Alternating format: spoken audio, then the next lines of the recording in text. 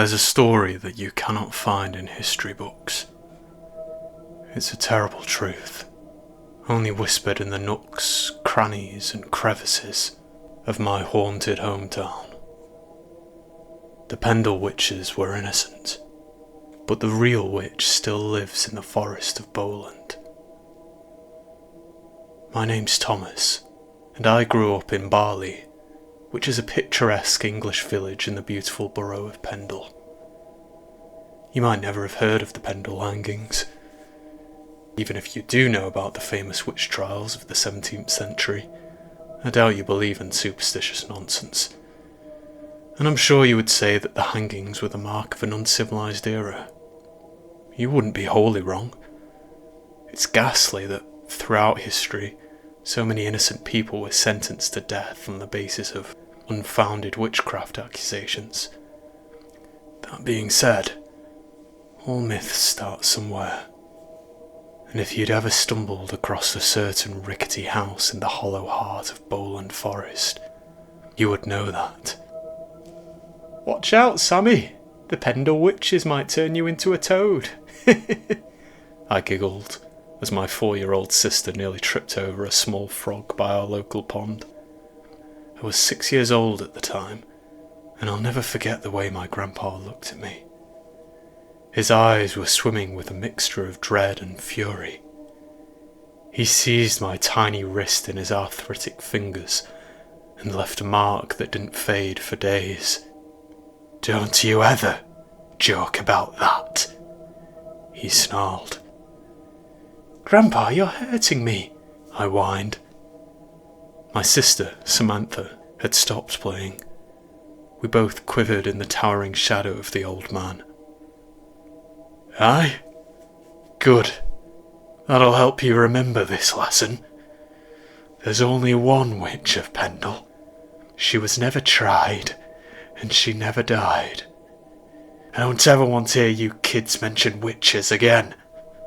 Understand?" My little sister was sobbing, but I fiercely eyed the old man. I hated my grandpa. He was beyond cruel. Still, the aged monster was certainly not creative enough to tell tall tales, and he was no liar, though I didn't realise that as a child. At the time, he seemed far more fearsome than any witch. "Get off me!" I demanded. My grandpa reluctantly released my wrist, seemingly satisfied that he had disparaged us from ever mentioning witches again. I complained to my parents, and we didn't spend weekends at the old man's house after that. "But we do still live in the same village," my mother pointed out. "You won't avoid him forever." Just watch me. I remember thinking that. Dad pulled me aside after Mum left the room. "Listen, Tommy, I hate my father-in-law as much as you, okay? He's always been an idiot. Don't let your mum know I said that," he whispered. I gleefully grinned. Then, my father's expression changed. It sank into a forlorn frown. I'd never seen the man look so stern. He was always soft, happy, clownish. However, I will say that I also don't want you to talk about the witch again. Okay, Tommy? Some things are better left alone, my father said. And I trusted him.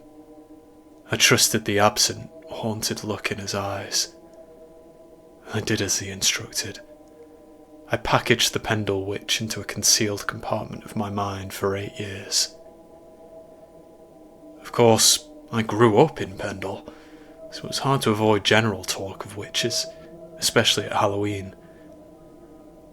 That being said, in the years following my dreadful encounter with my grandfather, I did start to notice that adults in Barley became clammy and irritated whenever the dreaded W word appeared in conversation. I never understood why the grown-ups of Barley shunned the topic. I didn't hear of the real witch again until I went to a sleepover with my 4 closest friends. I suppose we were still young and foolish enough to find the mythology fascinating, and at the age of 14, we were fueled by testosterone. We relished in the act of discussing something forbidden. As hard as I try, I still haven't forgotten that weekend in December. The year was 2009. It was the coldest winter in decades. Why we chose to sleep in a treehouse on such a brutal evening, I'll never know. It was another way of proving to ourselves that we were strong. We weren't children. We gathered in a cross-legged circle and regaled one another with ghoulish ghost stories by torchlight. At first it may have even been thrilling, but it's so hard to recall. Everything afterwards was so horrible. The weekend's dark decline started with Michael's story. "There is a forest," he began. "Oh, for crying out loud, not this again," Jack groaned. What?" Gareth asked. "Don't encourage him." "I'm not sure you've got the stomach for this one, Gaz." Michael laughed menacingly.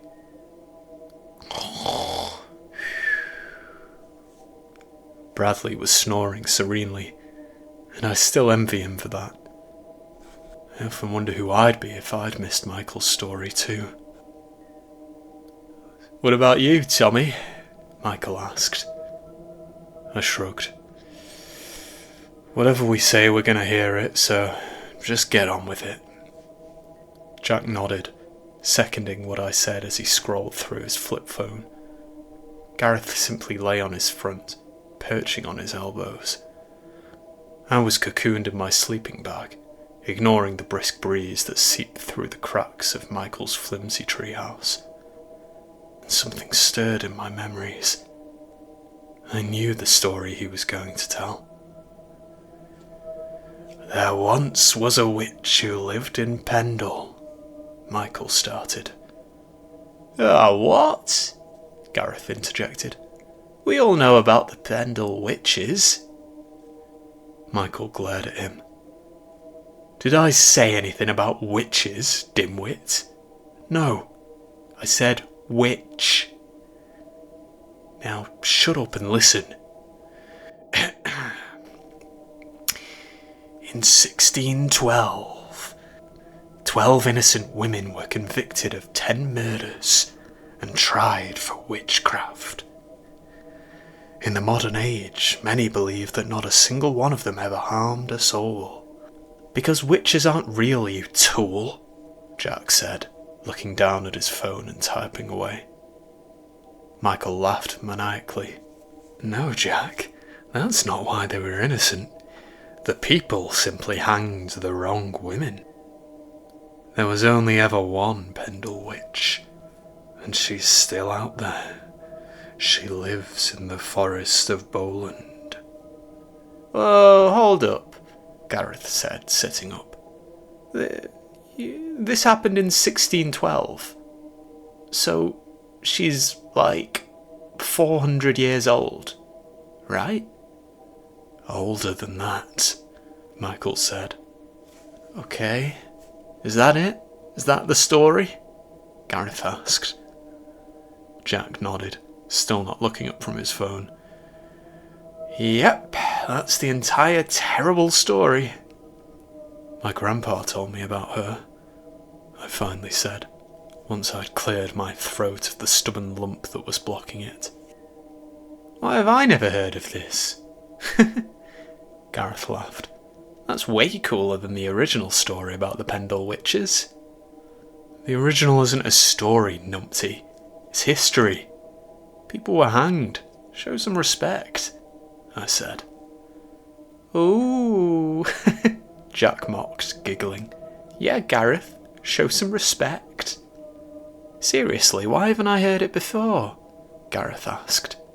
"Oh, because you didn't grow up in Barley, Gareth," Jack explained, still absorbed in his phone and utterly disinterested in the topic of conversation. That's what Michael always reminds me. I moved here from Clitheroe and outsiders just don't get it. Oh, what do you mean? Gareth asked. Barley grown-ups tell children that dumb story, I explained, shrugging. It's a rite of passage or something. I can't wait to traumatise my kids with it. Yeah, you guys are weird, Gareth laughed.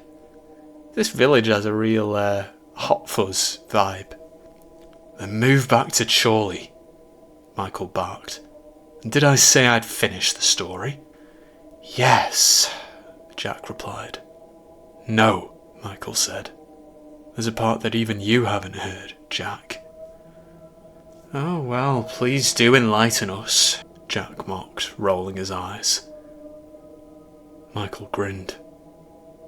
I know where the witch lives. Gareth sat, slack-jawed, staring at his idol in eager anticipation. I don't know why I believed him without question. It was some sort of barley-bred intuition. Something innate, perhaps. I tried to suppress the wave of nausea, but Jack's reaction was the most surprising. He put his phone down. Nonsense, he said. You're really going to give us an opportunity to call you out on one of your lies? You're going to give us a location that we could visit to prove that you're full of... It's not a lie, Michael assured us. She lives in Bowland Forest, and I know how to find her house.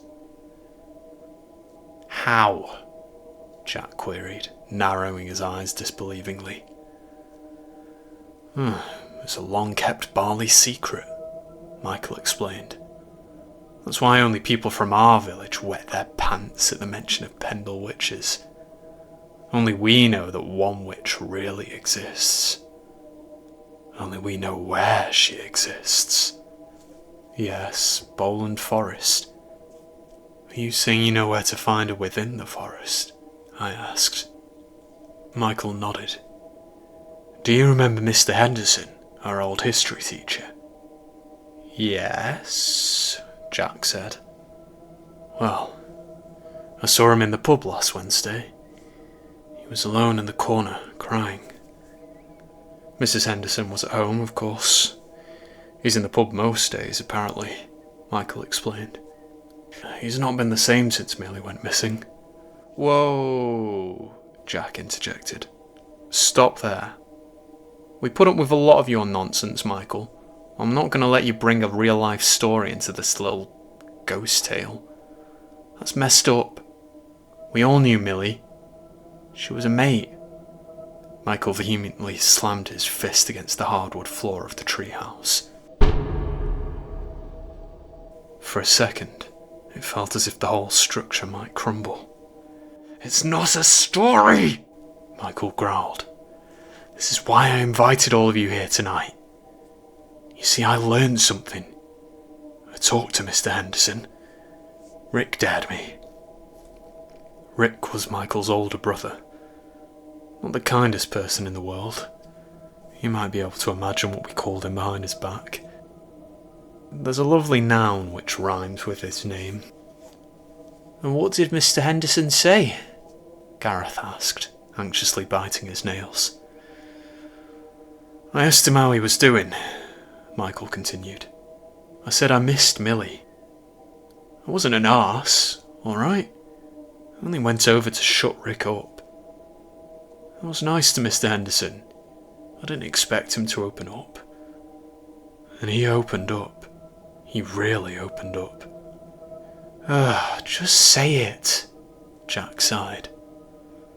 Okay. He told me that he and Millie went on a Bowland hiking weekend. But they weren't really hiking. They were looking for something. See, Mr. Henderson comes from a long line of Hendersons, one of the oldest families in Bali, and they've been spreading a warning for generations. Ever since the 1600s, his family has been telling the villagers of Bali to stay away from Bowland Forest.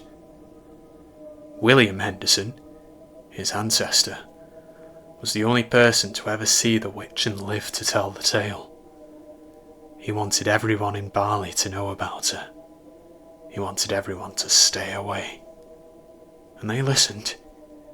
Folk from other towns discredited him because the Pendle witches had recently been tried and hanged. But William was respected in our village. People trusted him and heeded his warning. Some new law. Fantastic, Jack sarcastically said. Michael ignored him. When Mr. Henderson, our Mr. Henderson, heard that story from his father, he became obsessed. You see, hundreds of years ago, William told his son something that he didn't tell the rest of the villagers in Barley. A secret kept in his family for centuries. I'm not sure why Mr. Henderson finally spilled the beans to me. He seemed lonely, burdened. Anyway, William told his son something that he didn't tell his friends and neighbours, fearful that they might feel brave enough to do something about it. He told his son where the witch lived. And that knowledge has been passed from father to son for 400 years. When Mr. Henderson learned this family secret, he wanted to prove that the witch was still out there. But Millie found his research, and she begged him to let her tag along. She wanted to prove the existence of the witch too. And her father just let her come with him, I asked, choking on my own words. He said he was excited, Michael explained. He wanted to share the adventure with his daughter. He didn't heed his own father's warning. He didn't see any danger. Mr. Henderson told me that he still didn't truly believe in the witch. He was just happy to have a fun weekend with Millie. Is that all he told you? Gareth asked. Michael shook his head. No, he told me that they found it. They found a house in the heart of the Bowland Forest. They found the witch. Mr. Henderson did not say that, Jack scoffed, but even his steady voice seemed to be waning. Oh, he did, Michael assured Jack. And the witch took Millie. Just took her? Gareth gulped. I tried to ask him what happened, Michael replied. He wouldn't tell me. He said that he'd already spoken too much. He told me that some questions weren't worth answering. That, he said, was what he had finally learned. Wow, Jack said, collapsing onto his sleeping bag. Okay, I take it all back. You should work on the ending, but that was a good horror story. I'm still not happy that you brought Millie into it, though. Yeah, Gareth shuddered, crawling into his own bag. I think I'm ready to call it a night before I wet my sleeping bag. Gareth and Jack fell silent, but Michael and I were still sitting in our bags. My friend looked at me with the most petrified eyes. It was a look I'd seen in the faces of my grandpa and my father. It's not a story, Michael whispered, before lying down and turning off the lamp beside him. I sat for a while longer. It's not about the words, it's about the feeling. Michael was right. It's something only Barley folk can understand. Like my friend, I'd caught the fever. I'd seen the witch. Not physically, but in my mind, in my dreams. She felt real to me. I didn't need to go to the heart of Bowland Forest to prove her existence. I already believed. The next morning, I woke to the startling sensation of something bulky landing on my chest. It was my rucksack. Oh, what's this? We going on a hike? Bradley asked, throwing his bag off his body.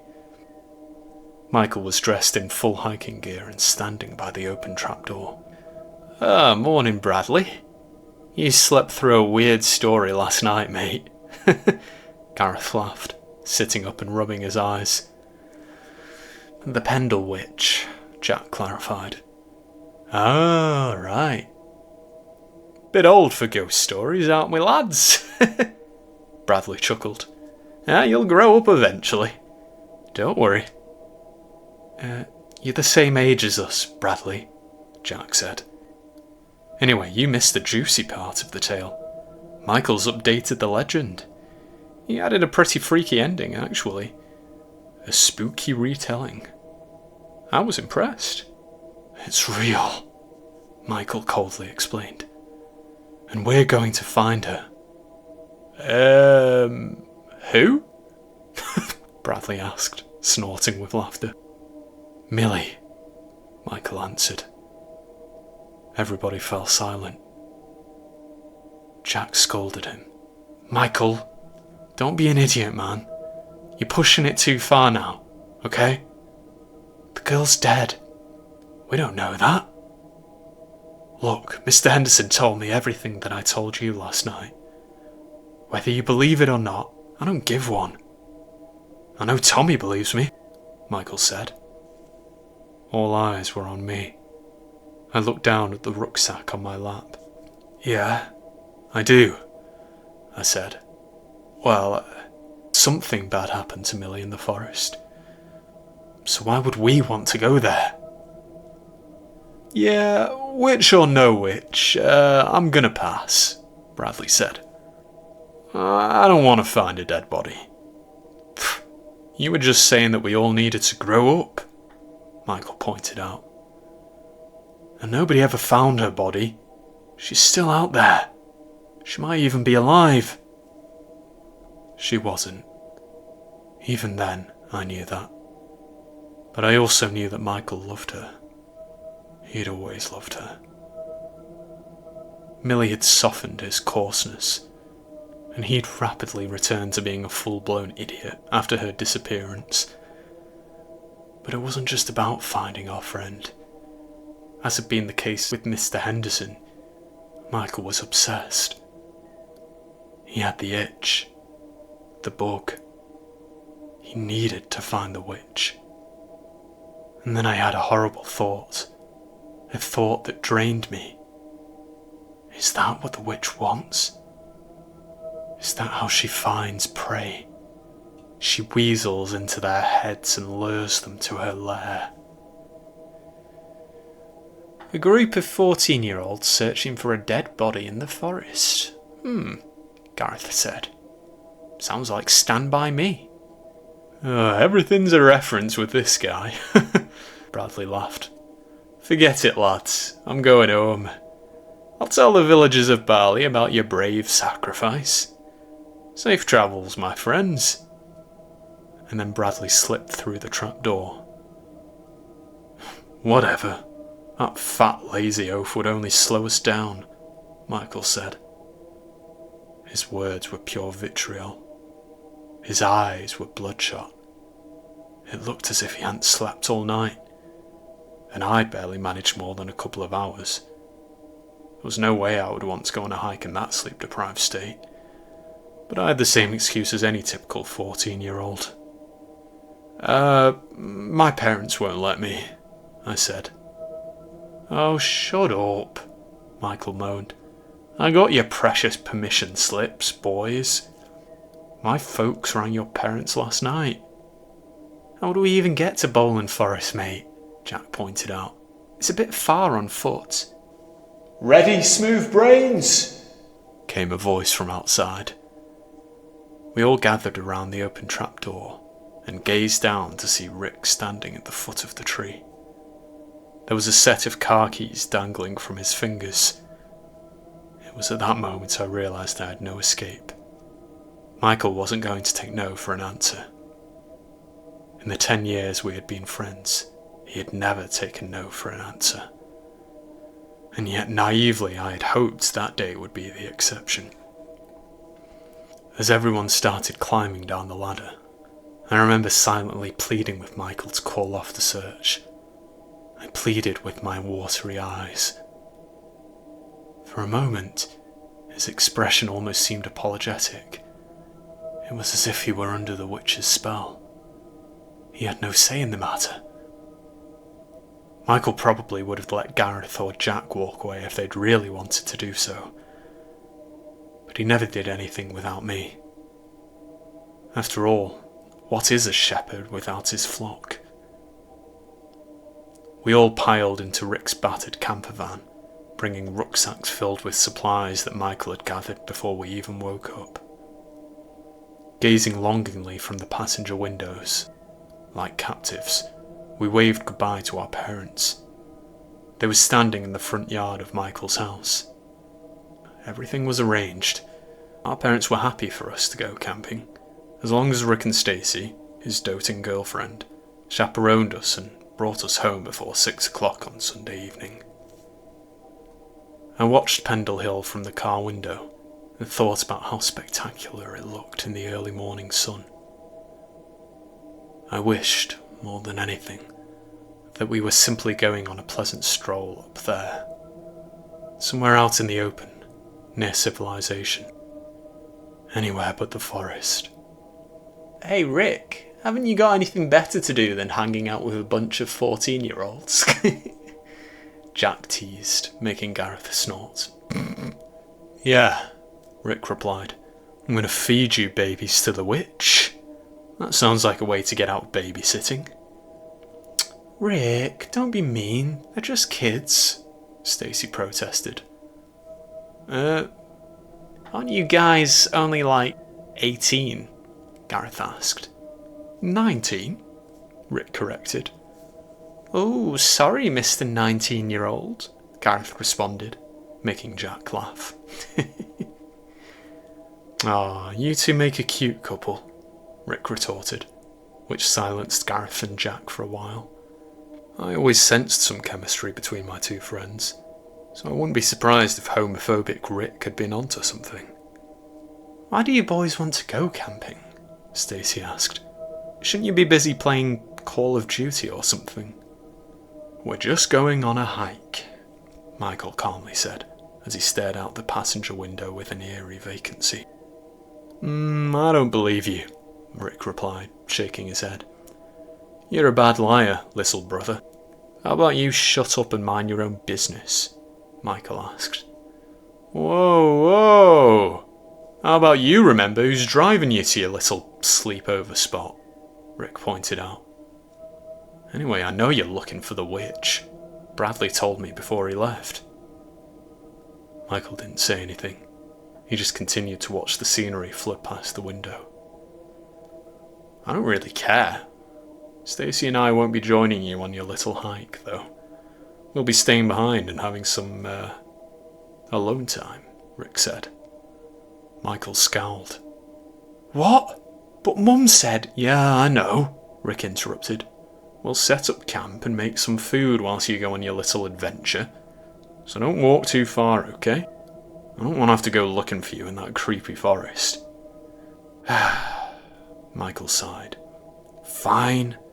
Just don't eat everything whilst we're gone, fatso. Screw you, Rick laughed. I won't tell you where we camped. I don't want some ignorant person to stumble across this story and decide to find the witch. As we approached the campsite, Rick became kinder than usual. The teasing started to fade as we approached the forest. Like Michael and me, he grew quiet. He was a Barley boy, after all. He might not have known Mr. Henderson's secret, but everybody in the village feels something about the witch. You've got 2 hours, Rick said, as he and Stacey started to pitch the tents. Oh, that's not enough time, Michael protested, clicking together the rucksack straps across his chest. 2 hours, Rick repeated fiercely. We didn't question him. Everyone was on edge. Even Jack and Gareth seemed to sense that something was wrong with the Barley kids. They looked a little nervous. We'd clearly infected them with our superstitious fear. So, we just blindly walk through the woods? Jack asked. Anderson told me where to go, Michael explained. You don't have a map or something? Gareth asked. No, Gareth, I don't have a map to the witch's house, Michael said. Let me guess, Jack sighed. It's a barley thing. Michael didn't respond. I was walking at the back of the group as we zigzagged between the ceaseless cluster of birch trees. Gareth turned to face me. What's the time, Tommy? He asked. My phone's dead. Already? Jack laughed. You won't last 2 seconds on your own. Oh, shut up. I would have charged it before we left, but somebody didn't even tell us we were going on a camping trip this weekend, Gareth shouted. Nobody forced you, Michael said. Well, that's not true. You always force Tommy. He feels sorry for you. We all do. So we go along with what you say, Jack said. I'm just the alpha of the group and you'd all be lost without me, Michael suggested, laughing. No, Jack retorted. You throw a fit when you don't get your way. We were just avoiding a scene. Keep telling yourself that, Michael replied. I'm here for Millie. You don't even believe she's out here, which means you only want to find the witch, Jack. Maybe you feel guilty about that. It's okay. I looked at my phone and finally answered Gareth's original question. It's nearly 1 o'clock. Okay, Gareth said. So we turn around and head back to camp at 2, right? We turn around when we've found Millie, Michael answered, marching forwards. Michael, we're not going to find her, Jack said. We're not going to find anything. We're turning around at 2 in the afternoon, and we'll get back to the camp at 3-ish, before it gets dark, okay? Yeah, I'll be hungry by then. I haven't even had lunch, Gareth said. I packed everything we need, Michael explained. There are crisps in your bag, Gaz. Eat up and shut up. Other than the sound of Gareth munching on the packet of ready salted crisps he found at the bottom of his rucksack, we were silent for a while. A long while. After about an hour, I looked at my phone screen. It's a few minutes past 2, I said. Come on, Michael, let's turn around. The sun will have almost set by the time we get back. We're nearly there, Michael insisted. It would be stupid to stop now. Well, I'm turning around, Gareth said, spinning on his heel and stomping past me.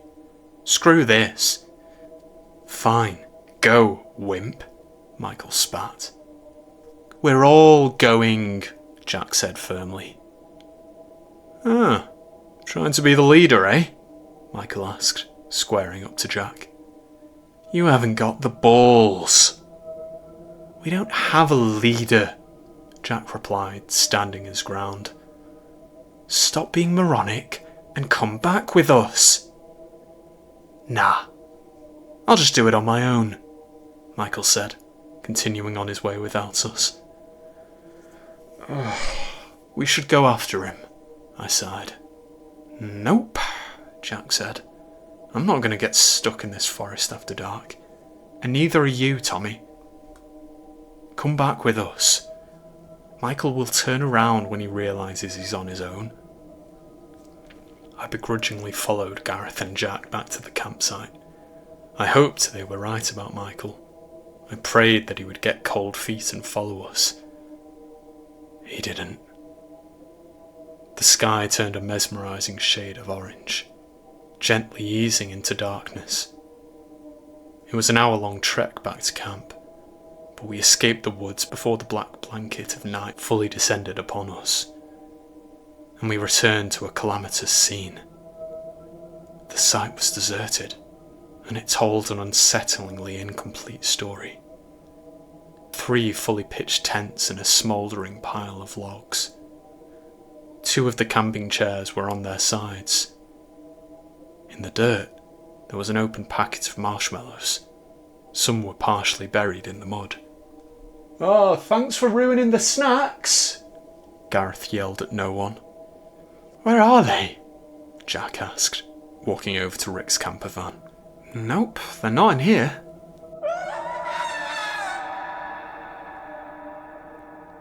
Answering Jack's question, a haunting sound echoed from the darkened depths of the forest. A razor-sharp scream pierced the air, and the 3 of us immediately threw our hands to our ears. That sounded like a woman. It must have been Stacy, I said. Why was it so loud? Gareth shuddered. Oh, Jack said, lowering his hands from his ears. I get it. What? I asked. They're messing with us, Tommy. Michael, Rick and Stacy. They're messing with us. They planned this whole trip to scare us, Jack said, before starting to bellow. Nice prank, guys. Come out. Nothing. Oh, they're really committing to the bit, Gareth suggested, unconvincingly. Jack pointed to the forest, which lay only a few hundred yards from the field we'd chosen for our campsite. They're hiding behind those trees and giggling, Jack explained. Screw 'em, I say. Let's eat some grub and wait for them to get bored. I'm freezing my tits off out here. And they must be cold too. We'll restart the campfire and they'll come crawling back. Gareth and I followed Jack's lead, sitting in the camp chairs and proceeding to roast some marshmallows. Half an hour passed. Then an hour. Then another. And another. It's 6:30. It's pitch black and freezing cold out there. Why would they still be pranking us? Gareth asked. I don't know and I don't really care, Gaz. Those brothers are idiots, Jack said, picking up the portable stove and throwing it at me. I feel like cooking us some proper food, champ. I lifted my gaze from my lap. I'd been quietly contemplating everything Michael had told us. Nothing about the situation was sitting well with me. There was a cutting chill in the air. Something unnatural. The campfire had warmed us up, but I felt a different kind of coldness. I disregarded my instincts and did as Jack said. I wasn't being a pushover. I simply preferred his plan of staying away from the forest. I was scared. I was a coward. And I knew I was a coward because I knew that scream had been real. Just as I knew something had happened to Stacy, Rick, and possibly even Michael. I cooked sausages and clumsily packed them into buns, shakily passing the meagre meals to my friends. We ate in silence. Jack and Gareth weren't their usual chatty selves, and they wouldn't ever have admitted it, but I know they were frightened. It wasn't until 8 o'clock that anyone said anything. Something's wrong, Gareth said, leaping out of his chair. We have to go and find them. I pulled my earphones out, and Jack put his phone down. It's cold and it's dark, Jack replied. You really want to go out there? They're not pranking us, Gareth said, trembling. We've waited for 5 hours. I think we should just go to bed and wait until morning, Jack said. It'll be light, so we'll be able to figure out what's happening. Plus, they'll probably have caved and slipped back into their tents. Rick and Stacy might even be camping on their own, you know? How could any of them camp out there? They don't have supplies, I pointed out. They left everything here, Jack. The place was a mess. And there was that scream. Gareth's right. Something's wrong. Well, what do you want to do? Jack asked. The two boys looked at me. I didn't want to march into the forest and save anyone. I wanted to go home. We need to phone our parents, I said. Yeah, great idea, Tommy.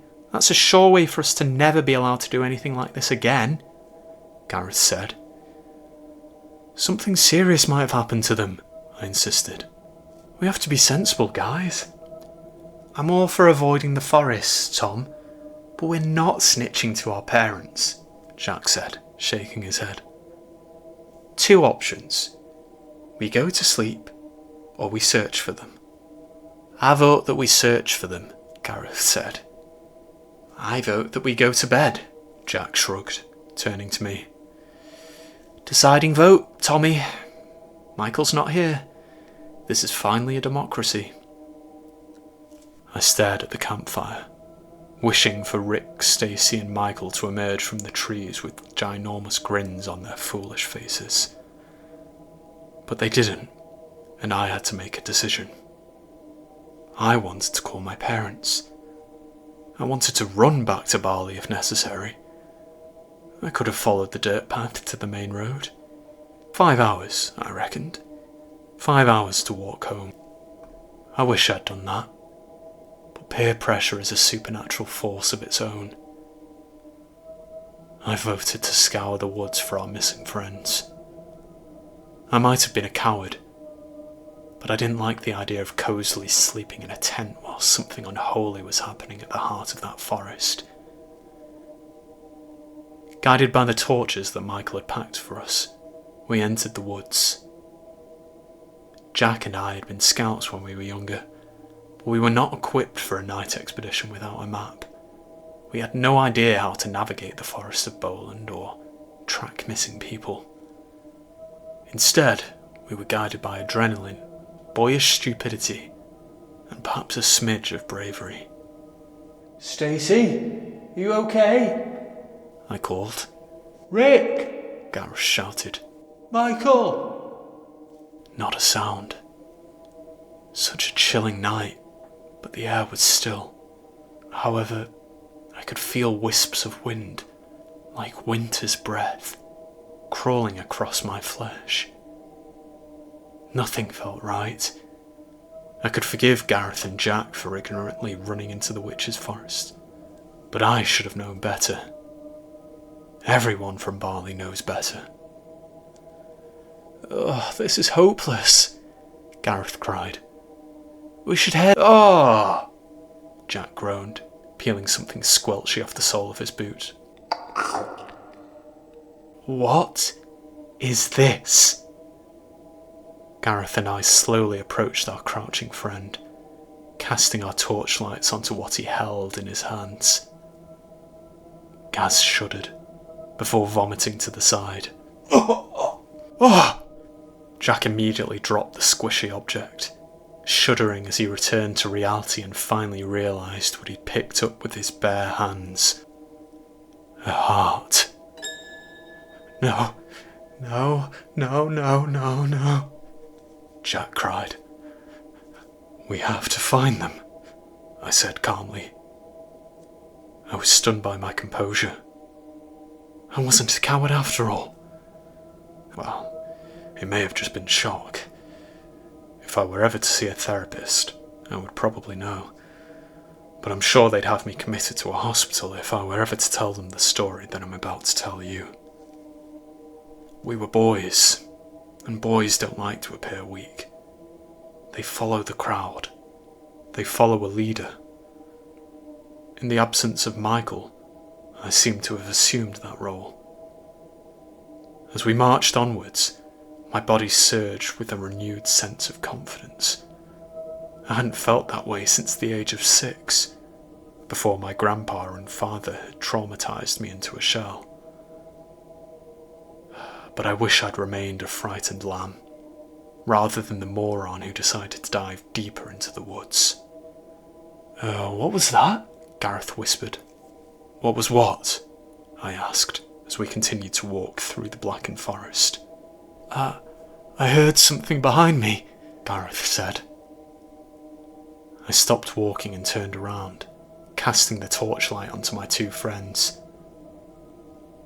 The colour left my face, and any ounce of courage swiftly left my body. I screamed. There was a figure behind Jack. A pale woman strolling between the trees. Help! She weakly wheezed. It wasn't the witch. It was Stacey. The three of us rushed over to her, and Gareth jumped forwards, cushioning her fall as her knobbly knees buckled. "What happened?" Jack asked, kneeling beside her. I was relieved to see that she didn't seem to have a cavernous hole in her chest, but we knew we hadn't imagined the heart on the forest floor. It came from somewhere. Regardless, Stacey did not look physically well. Her face was grey, as if the blood had been drained from her body. Rick, she sobbed, pressing her face into Jack's shirt. He disappeared. What do you mean? I asked. Where did he go? We were at the camp, Stacey sniffled. He said he heard something. It seemed like one of his mean jokes. He said she was calling to him. He said he had to find her. Who? Gareth asked. Millie, Stacey whispered. How did you end up out here? Did you follow him? Jack asked. Stacey nodded. Yeah, I saw something. I don't know. Please, we have to go. No, we have to find Rick and Michael, I said. She shook her head. They're gone, Tommy. Gareth and Jack were spiralling. We were only children. It's hard to see that when you're still young, but I understood for a fleeting moment. Understood how small and fragile we were. Even Stacey, who had seemed so grown up earlier in the day. We need to keep moving, I said. Where do you think he went? Rick, Stacey whined. Ignoring my question, she motioned towards her chest. With his hands, he tore out his... The four of us fell silent. She didn't need to finish her sentence. We finally knew whose heart lay on the ground. We didn't, however, expect her to say what she said next. And after he did that, he carried on walking, she sobbed. What? Jack asked. No, where's his body, Stacey? Listen to me, she pleaded, assuming a fetal position on the ground. Rick didn't die. He tore his heart out and walked away. That's impossible, Gareth timidly whispered. We still need to find Michael, I stated. Stacey sat upright and screamed at me. You don't know what's out there. I sighed. Stacey, you saw something awful, but... Not that, she interrupted. I saw something else. I want to go home, Gareth cried, and Jack hugged him. So does Michael, I said. Whatever Stacey saw, he's still out there. And he's our friend. We have to save him. Jack stopped hugging Gareth, and he walked slowly towards me. A volatile concoction of disgust, rage, fear, and sadness brewed beneath the surface of my friend's eyes. He was on the verge of erupting. Rick's dead, Tom. And Michael isn't here. For all we know, that little psycho is the one who did this. He's the reason we're all here, isn't he? Jack pointed out. There's always been something wrong with him. I'm not going to risk my life for that monster. Nobody else is dying tonight. That doesn't explain how Rick survived, I replied. That doesn't explain what Stacy saw. We have to go, Stacy pleaded, stumbling to her feet and tugging at Gareth's sleeve.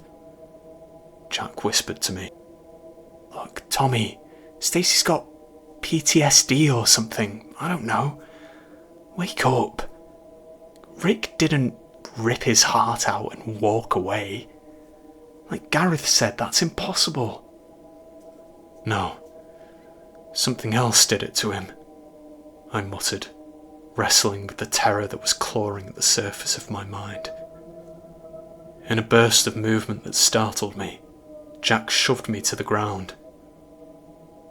After casting him a perplexed look, I immediately pulled myself to my feet. "Guys!" Gareth protested. "No!" Jack shouted. "Are you really trying to say what I think you're trying to say, Tommy?" I held up my hands. "Look, I know you don't believe." "There is no witch! Has everybody lost their minds?" Jack belted at the top of his lungs.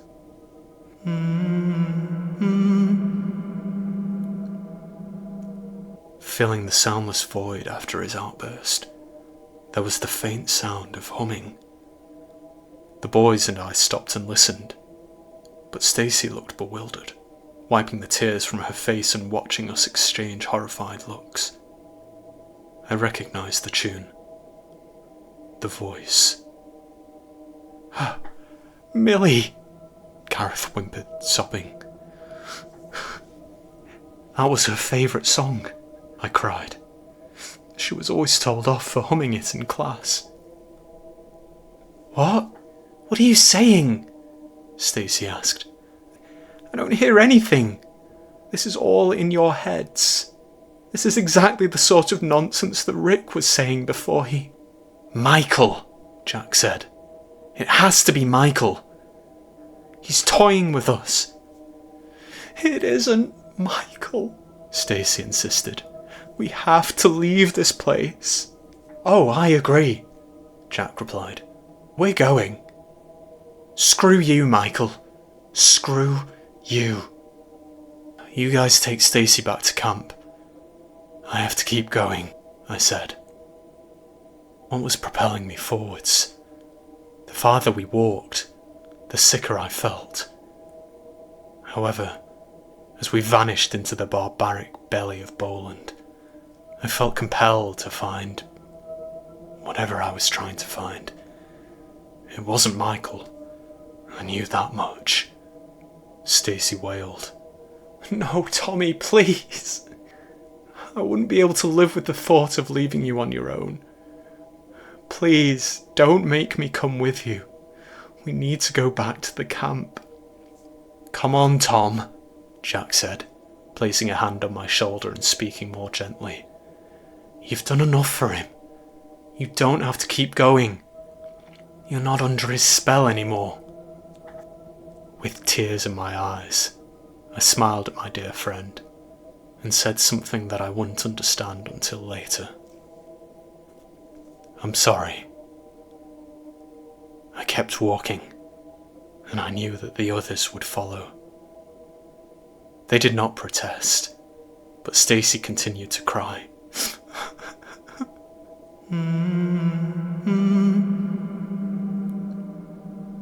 The boys and I followed the siren call of Millie's hum. A few minutes later, we saw it. Something none of us had really expected to see. A house. Little more than a derelict shed. Situated in a hidden corner of the forest, was an abominable abode. "What is this house doing out here?" Gareth asked. "I don't like it," Jack whispered. "The humming is coming from there," I said. "It's a trap," Stacy said. "Millie's not really in there, and you know it. You know it, Tom. Stop this." "I have to go inside," I said. I was not possessed. I did not hear the cackling voice of some sinister witch in my head. There were no demons instructing me to commit atrocities. No, I retained control of my body and mind. But still, I was not myself. I was filled with an urge to go into that haunted hellhole. I started to walk towards the front door, but Stacey shoved past me, still bawling her eyes out. I realised she had Gareth's torch in her hand. "Let me go first," I remember her crying as she sprinted towards the door. She was protecting us. She was the adult. We all thought that at the time. But, as I said, she was only 19. A child. Just like us. The frightened girl clutched the door handle in one of her hands, shaking as she did so, and she called out, "Millie? Michael? Are you in there?" Gareth, Jack and I stood a few yards behind her. We waited with bated breath, and I wondered what could possibly lurk inside. Stacey opened the door, revealing nothing but darkness. She slowly lifted her torch, and we all breathed a collective sigh of relief. It was just a house. A compact, lightless, seemingly abandoned house. Stacey stood in a narrow hallway with doors lining either side, and there was a painting on the wall at the end. I couldn't quite distinguish the picture from a distance, but it looked familiar. Stacey shone her light onto each of the doors and called for Millie and Michael again. Faster than any gust of wind could have carried it, the front door slammed behind her. She screamed. "Stacey!" Gareth yelled, lunging at the door. He and Jack began ramming their shoulders into it, and the torch fell from my limp hands. "It's just a house," I told myself. "Rick, Michael, and Stacey are pranking us. That heart was a joke shop prop. It wasn't real." "Tommy!" Jack shouted, slamming into the door that wouldn't budge. "Help us!" I snapped out of it and joined my friends. Eventually, the latch snapped and the door flew open. Jack led the way, and I followed, too mentally broken to remember to pick up my fallen torch. The three of us stepped into the house. We knew that Stacey and Michael were gone, just like Rick and Millie. We hadn't accepted it. Or maybe we were drawn inside by that same force, the thing that hummed at us. After all, if I were possessed, would I really know? "Stacey!" Jack shouted. "Which door, Stacey?" She did not respond. The house had a single floor, and there was only one hallway, with 6 doors. "A room at a time," Jack said, opening the first door on his left. Gareth and I cowered behind him, watching as he illuminated the first room. There was nothing in there but a stack of rucksacks, the belongings of our missing friends. "They're here," Gareth whispered. "They have to be here." Jack quietly closed the door, and we swiveled around to face the opposite one. It opened onto a bedroom. There were scribblings on the walls in some inhuman language, but our friends were not there. 4 more rooms. With each door we opened, my throat seemed to close a little more. The second door on the left offered nothing but a book on the floor of an empty room. Jack cast his torchlight onto it. "The Pied Piper of Barley" was the title on the front cover. Where are you? Gareth asked the empty space. Jack clasped a palm over our friend's mouth and, with his torch-holding hand, he raised a finger to his lips. Gareth nodded, and we shuffled silently across the corridor. It was the second door on the right that gave Jack reason to hesitate.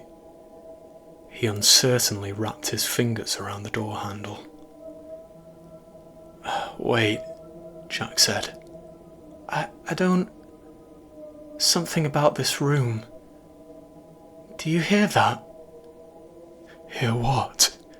I asked feebly. Of its own accord, the fourth door flew open. There, in the centre of the room, stood Stacy, with her face contorted in a way that defied all the laws of nature. Her eye sockets were two black chasms. She was gone. She looked as if she had stared into the face of fear itself. Stacy lifted her arm to shoulder level and stretched her fingers towards us.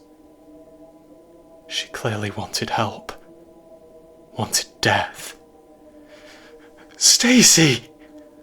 Gareth cried, squeezing between Jack and me. As he ran into the room, our friend knocked the torch out of Jack's hand. "Gaz, wait!" Jack screamed. The door slammed behind him. Silence followed. Not a scream, not a peep. Our final torch was gone, and we had been plunged into complete darkness.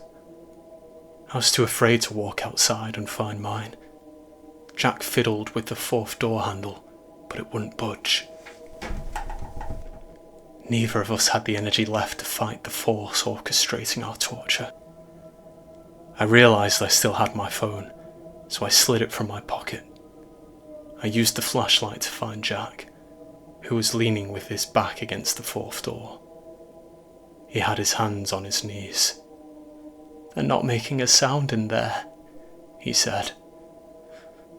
"Nobody leaves this house, do they, Tommy?"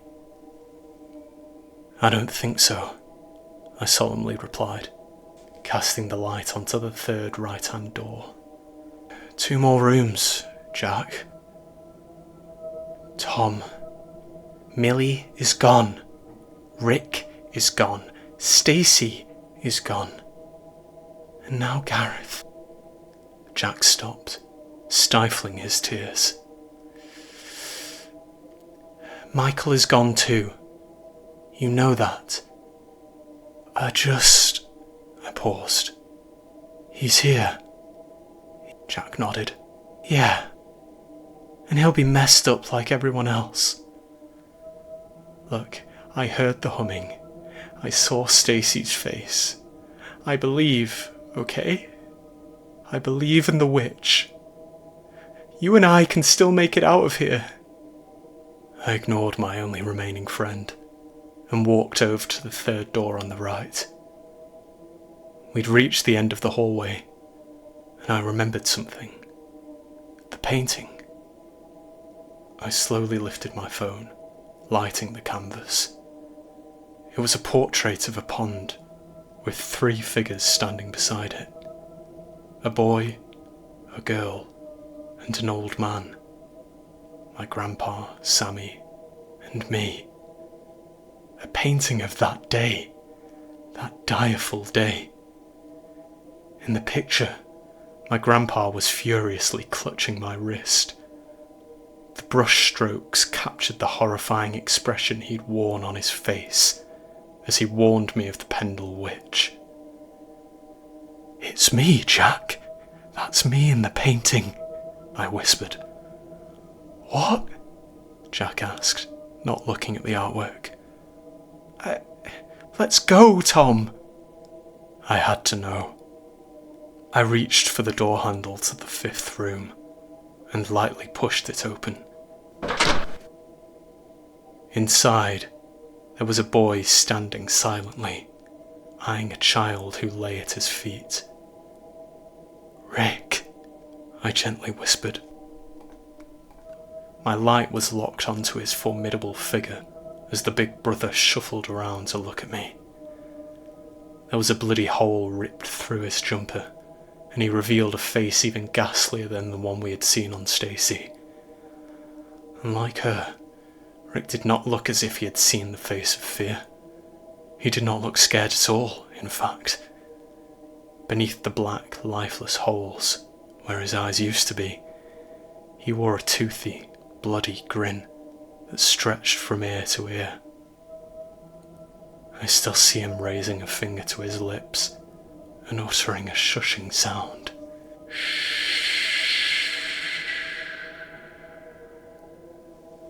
I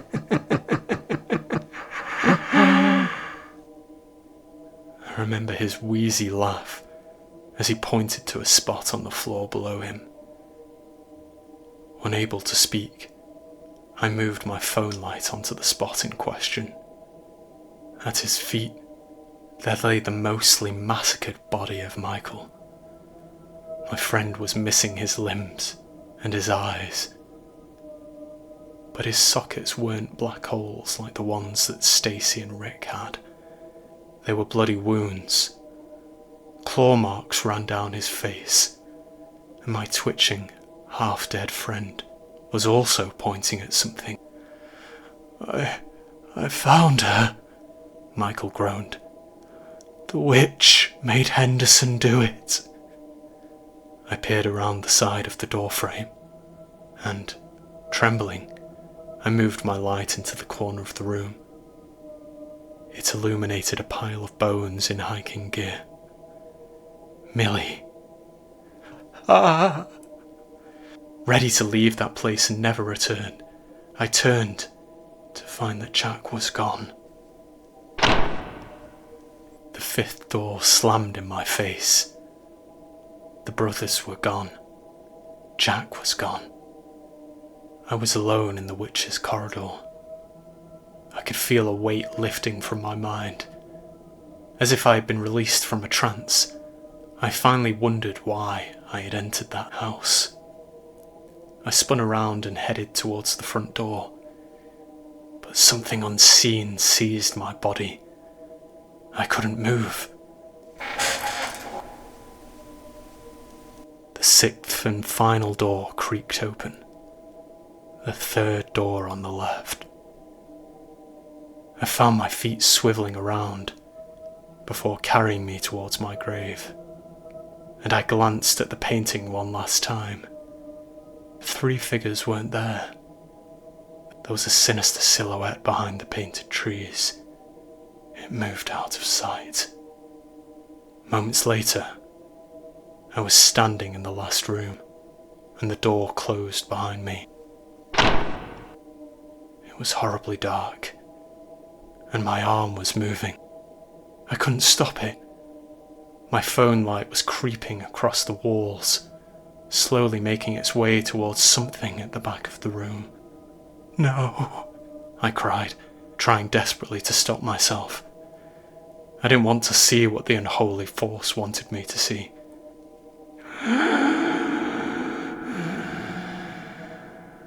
I could hear breathing. I wasn't alone in that room. With only seconds to spare, I realised that I couldn't move my limbs, but I could move my lips. Wait, I begged. Why did you let William Henderson live? My arm stopped. The breathing stopped. Whilst I had control of my limbs, I took the opportunity to drop my phone. It landed face up, so the flashlight was pressed against the floor. Made a deal, a voice whispered.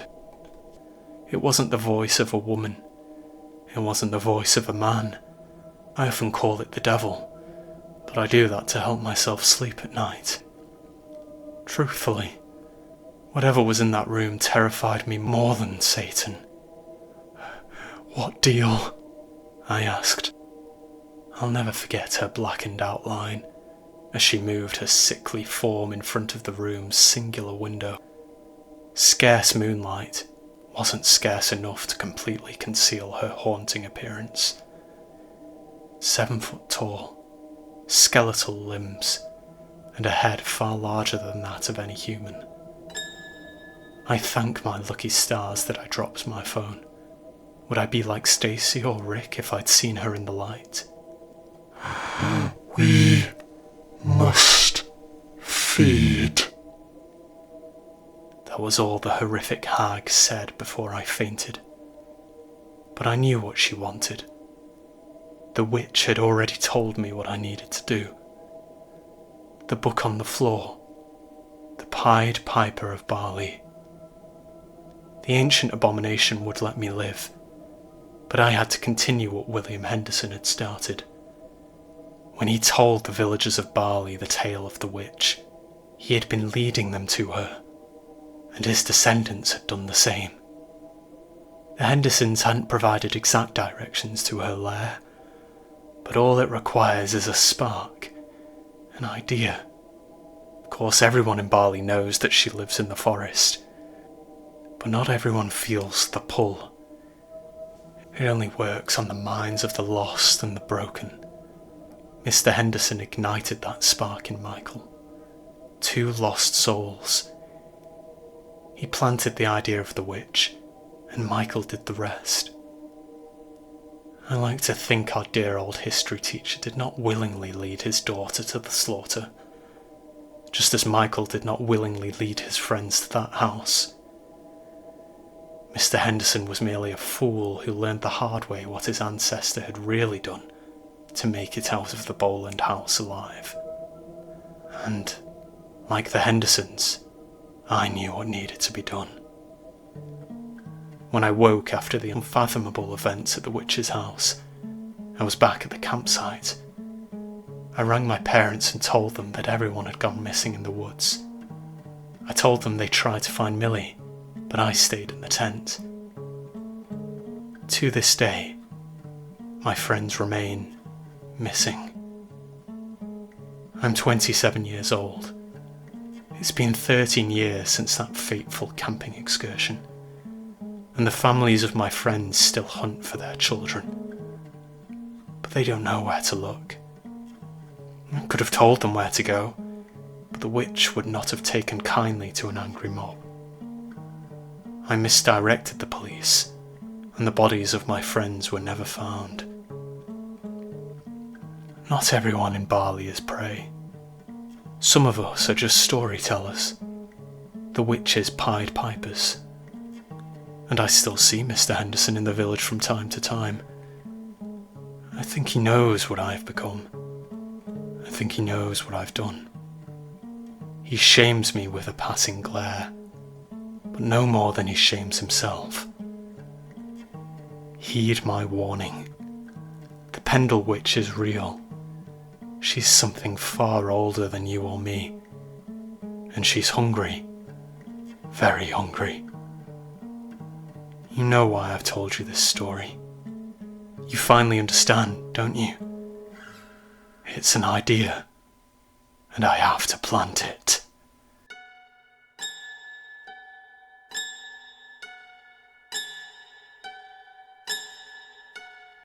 We celebrated Mother's Day differently in my village, and whenever this time of year comes around, my night terrors resurge. Quaking in my blackened bedroom, I often find myself eyeing the ceiling and reflecting on my youth. One particular memory, Mothering Sunday. What does that day mean to you? For most, it's a time of celebration. And I suppose the same could be said of my village. I abandoned my hometown long ago, but my freedom came at a cost. The place had no real name. We called it the Valley. It was severed from the rest of the world by lush hills and an unholy force that deterred visitors. "See the hills at the border, Marlene?" my brother once asked, pointing. I nodded. "I want to know what's past them, Harry." My older brother tousled my unkempt, curly blonde locks of hair. "Something better than this, kid. Come on. Mum's waiting." "Which one?" I timidly queried. Harry frowned. Our mother, Marlene. It was Mother's Day 2004, the day I tried to forget. I was only 9 years old. My brother must have been 18 or 19 at the time. He assumed the role of my father, a responsibility that must have weighed heavily on his shoulders. I never met my real dad, but Harry told me that he wasn't a good man.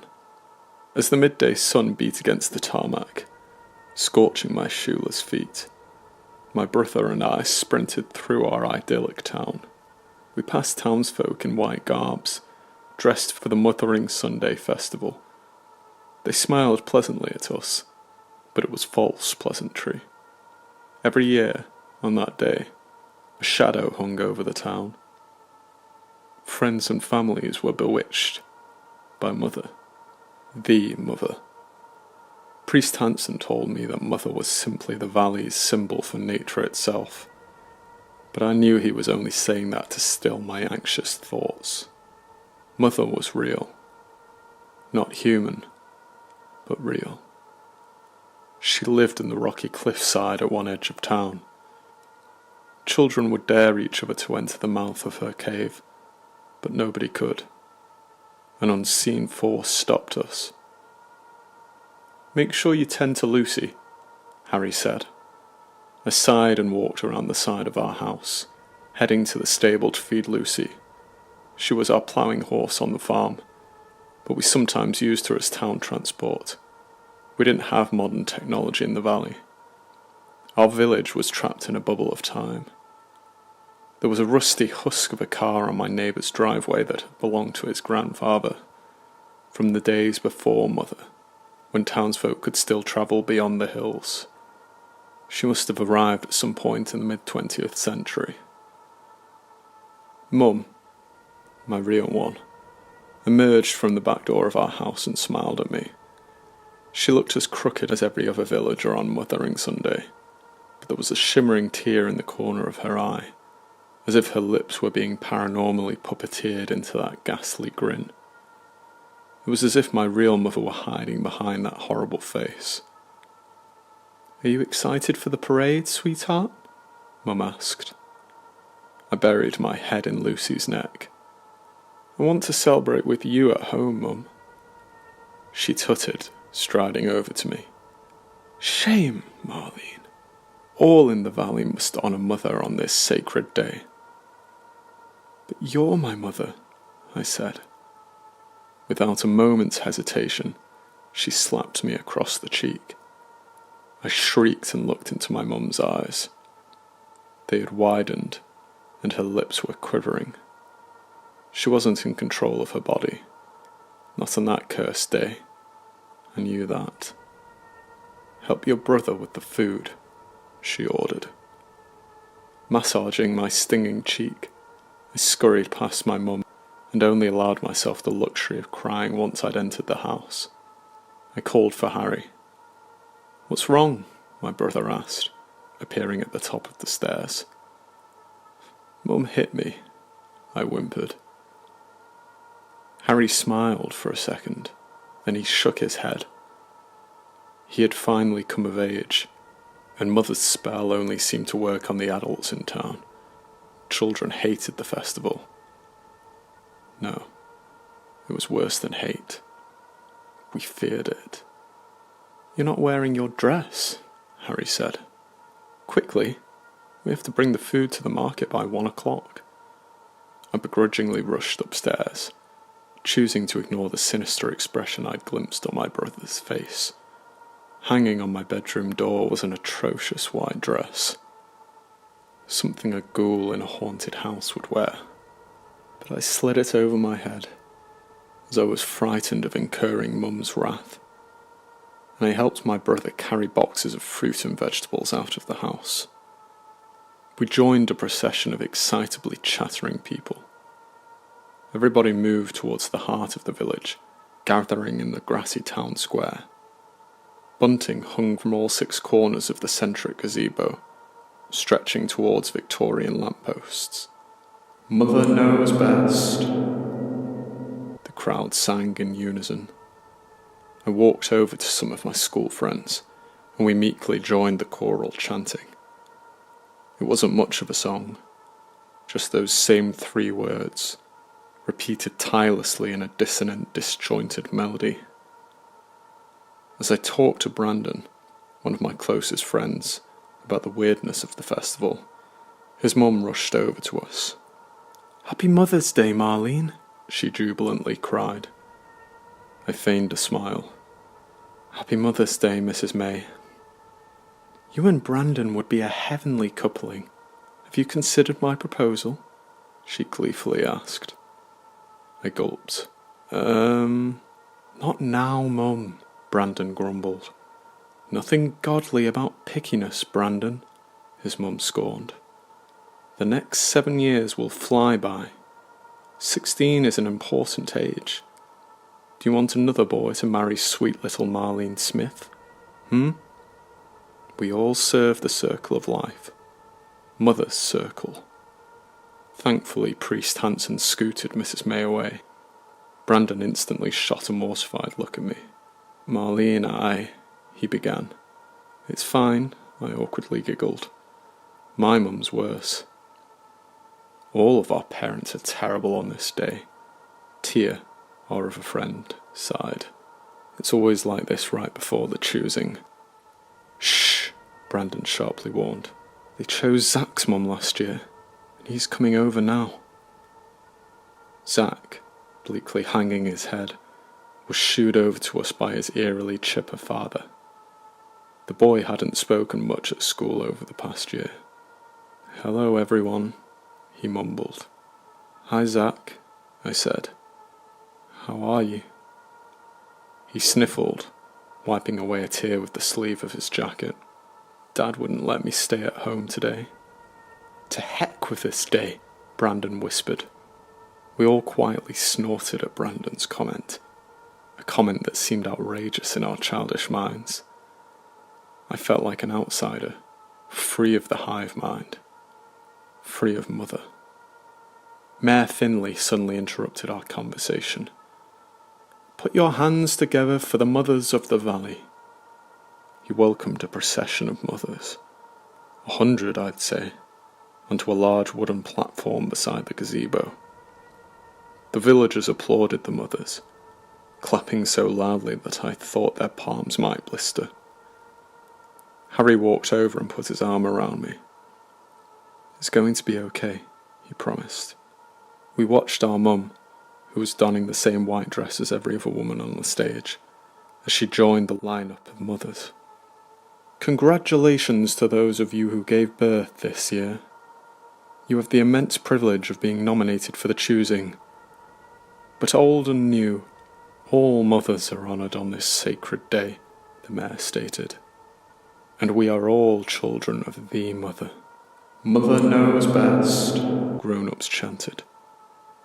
"Yes, she gives and we take," the mayor said. "We are not worthy, which is why, every year, we must honour her on this holy day. We must feed her maternalism, so her boundless love does not wane. A mother must be sacrificed to Mother." "You know, I heard that little Johnny tried to run away last week," Tia whispered to me. "He passed out before he could reach the hills, of course." "Nobody ever makes it past the hills," Brandon gulped. Mr. Johnson, a local shopkeeper, shushed us, and he wore the same sickening look of unwavering adoration as every other adult. "The choosing is a fair process," the mayor said. "I will draw a name, and Mother shall have her offering." The villagers waited in complete silence for Mayor Finley to pluck a name from a worn hat. He produced a small slip of paper, unfolded it, and nodded his head. "Juliet Smith," he announced. As a roar of joy erupted in the crowd, my friends looked at my blood-drained face. My brother clutched me tightly as I started to wail inconsolably. "Harry, don't let them take her." But when I looked up at my brother, he was smiling. There were tears in his eyes, revealing his true emotions, but his face told a different story. The demented look of joy filled me with horror, as did his absent-minded eyes, which locked onto mine. "Mother knows best," Harry said, grinning. Brandon restrained me as I tried to run towards my mother, but I never would have reached her. The crowd of celebrating villagers lifted her into the air, and Harry joined them. Seeing him robotically merge with the herd instilled me with sorrow and terror in equal measure. Only my childhood friends retained their humanity. Only we were spared the influence of Mother's captivating spell. We followed the crowd along a series of streets, over the ravine, and towards the cliffside, stopping before the lightless hovel in which Mother was said to live. "The Witch's Cave," Tia whispered. Zack, the only friend who understood my pain, placed a sympathizing hand on my shoulder. "I'm sorry, Marlene. I'm so sorry." I didn't utter a word. I simply watched as my mother was delicately lowered by the crowd at the mouth of the cave. She didn't say goodbye to Harry or me. She simply joined the chanting of the hypnotized townsfolk as she vanished into the darkness. "Mother knows best." The crowd quickly dissipated. An hour or so later, my friends also left. Brandon stayed with me until the sun started to set. "I can't stay any later," he apologized. "My mum would kill me. If you want to stay at my house, I'll be fine," I coldly interrupted. As night blanketed me, I watched the cave entrance with teary eyes. And then the most terrible thing happened. I heard my mother's voice. Her scream echoed from the depths of the cavernous pit, but it was the following noises which would haunt my dreams for years to come. Crunching, snapping, and something else. "I see you." The ghastly whisper seeped directly into my ear, but I twisted my head to find nobody there. It had been a woman's hoarse voice, but it didn't sound human, or earthly for that matter. It was Mother, the witch. I knew it. When I turned to face the cave, I saw something which horrified me. A pair of eyes in the black void. 2 white spheres with faded yellowing pupils. I screamed again, but Mother quickly shushed me. "Run along now," she whispered. I screeched most of the way home, stopping only when my voice box finally failed me. And when I entered our home, I found my brother sitting at the kitchen table in the darkness. I lit a candle, illuminating his horribly smiling face, but there were tears streaming down his cheeks.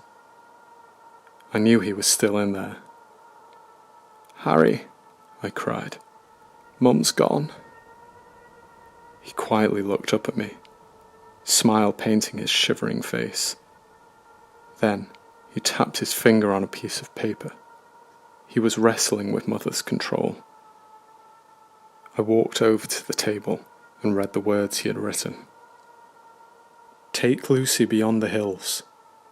Tie yourself to her reins. She won't faint." I looked at Harry. "I won't go without you," I cried. He tapped more furiously on the paper. His grin seemed to grow more sinisterly jaunty by the second, proving the point he was trying to make. He belonged to Mother. It was too late for him, but it wasn't too late for me. I ran to each of my friends' houses, telling them my plan. One by one, horrifyingly, they refused me. Even Brandon, and he said something I'll never forget. "Oh, Marlene, the grass isn't greener beyond the hills. Mother knows best." And when he seized my wrist, I realized something. None of us were safe from Mother's spell. Age meant nothing. I wrenched myself free of my friend's grip, darted home, and hurriedly strapped myself to Lucy's back. "Right, girl," I said. "I'm going to black out when we reach the hills, but I need you to keep trotting, okay? Just take me away from here. Don't faint, please." And as my horse trotted along the road out of the village, I felt my eyesight falter. The colours of my surroundings seemed to merge together. The moon swirled, dividing into two beaming orbs that reminded me of Mother's eyes. She was watching me, and I attempted to scream as the world faded to black. When I woke, I was lying on Lucy's back, and we were somewhere unrecognisable, somewhere foreign and futuristic. Shiny cars sat on driveways, and the dawning sun illuminated modern shop fronts. Police officers were keen to question the girl who had entered their quiet country village on the back of a horse, but I never spoke about what happened. I ended up in an orphanage, enduring years of counselling, and I eventually adapted to the modern world. I understand why the valley has been forgotten by outsiders. Mother keeps people away. She plays with people's minds, but she doesn't need to use spells to keep me away. I hope she has forgotten about me. Still, sometimes, when the moon is particularly bright, I truly believe that I catch glimpses of her eyes. My college girlfriend went missing in 2005. She just showed up at my door, and she looks no older. "Melissa," I gasped. Abject horror must have been painted on my nonplussed face. The girl was no figurative ghost from my past. I could see her tangible form before me, as plainly as the doorstep on which she stood. She was real. There was absolutely no doubt about that. I was 18 years old when she went missing. We were university freshers, and we'd been dating since college, the 12th grade in the States. Boyfriends are often suspects in cases of missing women, so I was unfazed by the incessant police questioning. However, much to many people's disbelief, Melissa's disappearance was a mystery to me too. When I first entered her dorm room, after 24 hours without contact, everything was untouched. No sign of forced entry. On Melissa's desk, there was a sturdy stack of biology books, a Nokia brick phone, which was ordinarily welded to her hand, and, perhaps most ominously, a lifeless plate of day-old lasagna. That made everything abundantly clear. 18 years later, at the age of 36, that vivid, vibrant memory had not waned in my mind. The most horrifying thing about Melissa's sudden reappearance, earlier today, was that she hadn't aged. Like a snapshot of the past, she was still wearing the purple plaid cardigan and denim jeans from the last day on which I'd seen her. "Hi, Andy," Melissa said. The 18-year-old girl on my porch did not allow me more than a few seconds to gather my thoughts. That was for the best, as my mind might have shattered if I'd tried to piece together the impossibility before me. "You're wondering where I've been for so many years," she sheepishly said. I'm wondering a lot of things right now, I breathlessly spluttered. "Let me show you," she eerily whispered. Before I had a chance to refuse, my ageless ex-girlfriend seized my hand, and the world swirled into a kaleidoscope of colours. Bright, beautiful hues of red, yellow, blue and green encompassed me. They quickly morphed into grim, ghastly shades of black.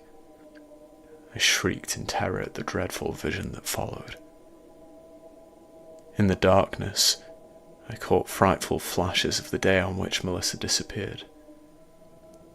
A faceless silhouette apprehended her in a forest, and Melissa kept crying that she had no idea how she'd ended up there. The shadowy presence ignored her pleas for help, instead dragging her to its darkened cave and slowly stretching her body over itself like a snuggly winter coat. Melissa screamed, inexplicably still alive, as the silhouette clothed itself in her body. When the screaming ceased, the thing that pretended to be my girlfriend calmly strolled out of the cave.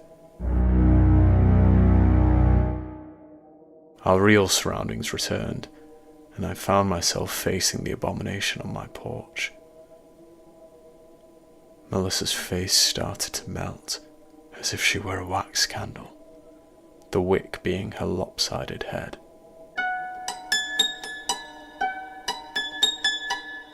Her grin was sickening. It wasn't the warm, endearing smile of the girl I used to know. It was the crooked, ill-meaning expression of something feigning humanity. "I love you so much, Andy," Melissa said. "It's been so painful without you. I didn't realize that was what my body needed. The final ingredient. I can't sustain myself without you." It stretched a gauntly hand towards me, nearing my front door as I took a step backwards.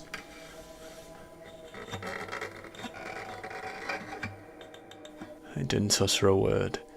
I instinctively spun, shot through my hallway, and darted out of the back door.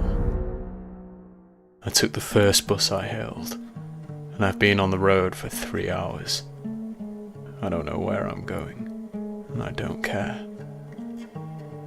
I decided to tell my story in the hope that somebody might tell me what just knocked on my door. It wasn't Melissa, and I know what I felt when it touched me. It won't stop until it finds me again.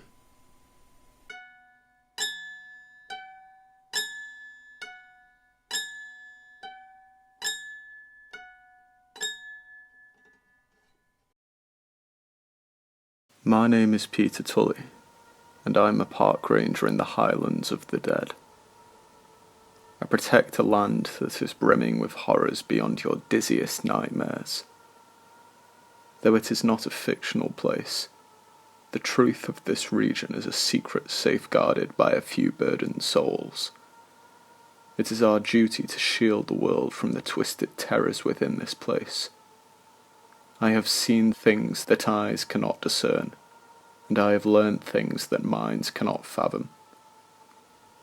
After 20 years of this unending hell, I am ready to share my story. It is, by no means, a short tale, and this is only the very beginning. When I moved to Scotland in the spring of 2004, I was a young man. I left the Metropolitan Police Force behind, and I accepted a position as a park ranger in the Scottish Highlands. Maria and I were hoping to start a family. It was a clean slate for the two of us. "Are you sure this is what you want?" Maria asked. "Of course," I said. "Are you?" "Well, it's a bit late for both of us to be asking these questions now," Maria laughed, motioning at the window. "We're already in Scotland." I smiled. "I know, but you can always say the word. We could hop back in that car and drive back to London." "I don't care about London," she said, wrapping her arms around my neck. "I care about you." I kissed her forehead. "This won't be like the city, Maria. It's peaceful out here." "Every job comes with challenges, Peter," she said. "Are you ready to jump straight into work? You are allowed to take more time to recover, you know." "I love you," I said, tightly squeezing my wife. But I'm ready for this, I promise. We were so naive. The Highlands is a region of Scotland known around the world, and yet it is not truly known by anyone. At least, not this particular piece of haunted woodland. A location that I will not disclose in my story. The Highlands is a vast, sprawling region, and I pray nobody finds my park. You would be wise to never try. When I arrived at the village's local pub, on my induction day, I was met with steely glares from the establishment's handful of early morning drinkers. It was the sort of standoffish demeanour that newcomers often receive from locals, especially an Englishman in a Scottish village. Ancient prejudices never really die, do they? "Over here, Peter," a man hoarsely bellowed. I turned to see Matthew Wright, the old man I recognised from my job interview. It had only been a month since our online call, and yet the fellow had somehow aged another 10 years or so. He must have been in his late 60s at the time, and I could only assume it to be stress-induced aging. The result, most likely, of Matthew filling in for the previous park ranger, who had disappeared 3 months prior. That was the real reason for Maria's concern regarding the new job, the murky circumstances surrounding the opening of the position in the first place. "Hello, Matthew," I said, sitting opposite him. "How are you?" I'm well," he replied in a soft, gruff voice. "Are you and the wife settled?" I nodded. "Yes, this village is idyllic," Matthew angrily interrupted. "Quaint, tranquil, beautiful." I shifted uncomfortably in my seat, unsure as to how I should respond to the sudden curt remark. "There is truth to that," the old man said. "But this haven is the tip of safety atop the iceberg. Beneath the surface, things look quite different." "I'm not sure I understand," I awkwardly replied. "I wouldn't expect you to understand," Matthew said, pausing for a moment. "You impressed me in your interview, Peter. There was a reason that I asked so many questions about your time on the force. I wasn't looking for an ordinary person. I was looking for somebody who had already stared horror in the eyes." I stifled the gulp that involuntarily rose to the top of my throat. "Are you okay, Peter?" Matthew asked, possibly noticing that the colour had drained from my face. I nodded, composing myself. "Yes, I'm fine," I said.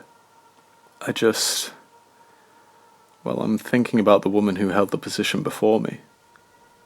"Shirley Pond," Matthew said. "I understand your hesitation, Peter. Who would want to fill the position of a missing person?" "Well, I won't lie to you. These woods are dangerous.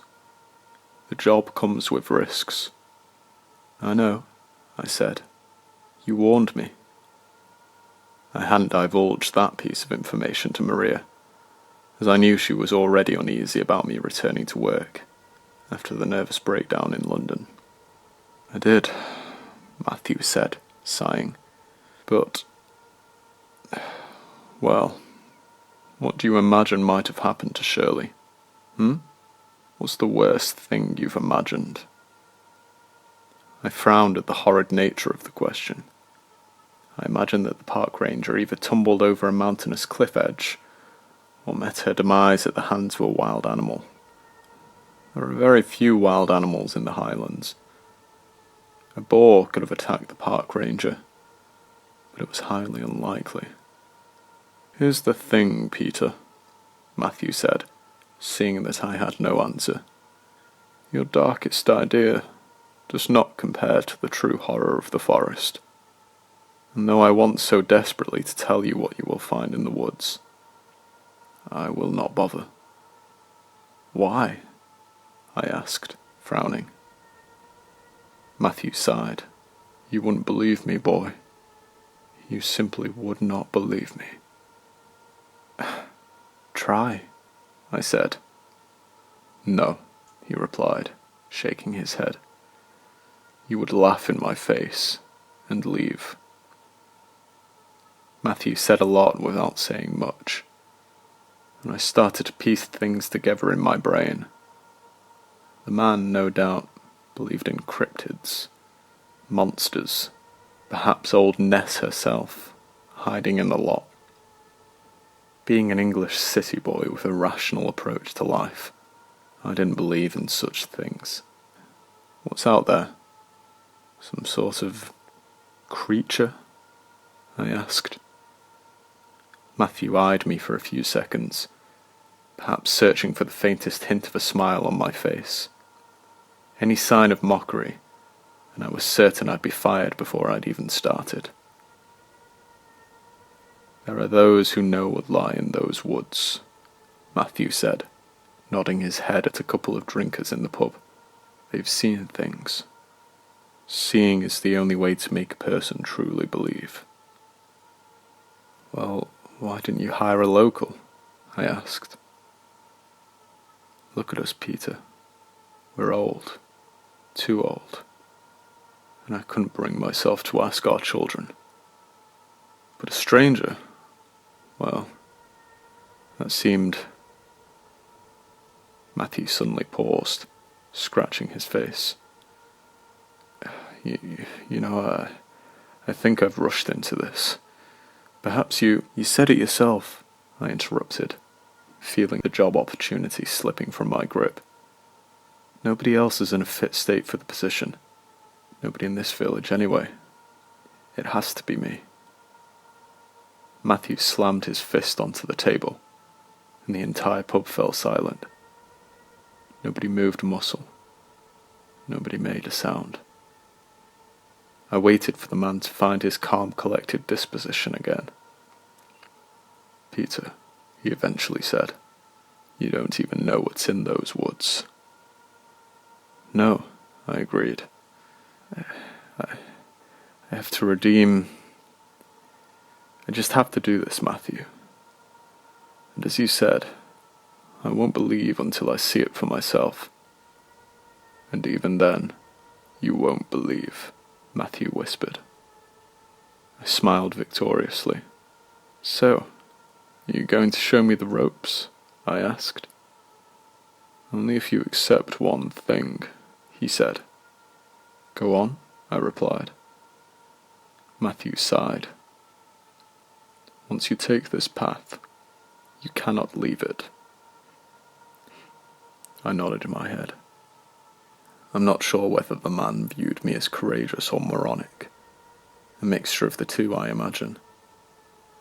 Whatever the case, Matthew stopped resisting, and he begrudgingly drove me from the village to the watchtower in the heart of the mountainous region that would become my domain.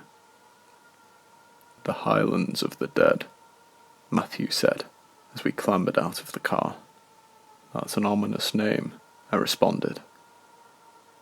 The old man sighed. Dreadful things have happened here, Peter. We've had our fair share of tragedies over the decades. The school teacher? I said, vaguely remembering a certain news story. Yes, Matthew said. What he did was unthinkable.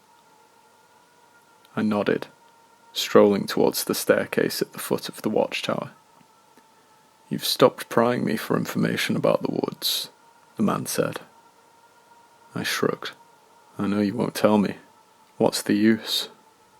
I just know that you would run, Matthew said. Not from fear. Most likely you would view this job as a farce. You would think me to be some sort of crackpot. I already think that, I thought, stifling a laugh. Matthew gave a rundown of the duties that I would be expected to perform. He was searching for things to say, drawing out the initiation period. Eventually, the man sighed heavily. Right, well, I suppose I'd better go. Matthew said. I smiled. It's going to be fine, I said. Okay, he said uncertainly. There were no parting words of wisdom from the old man, a man who, perhaps, was not really that old at all.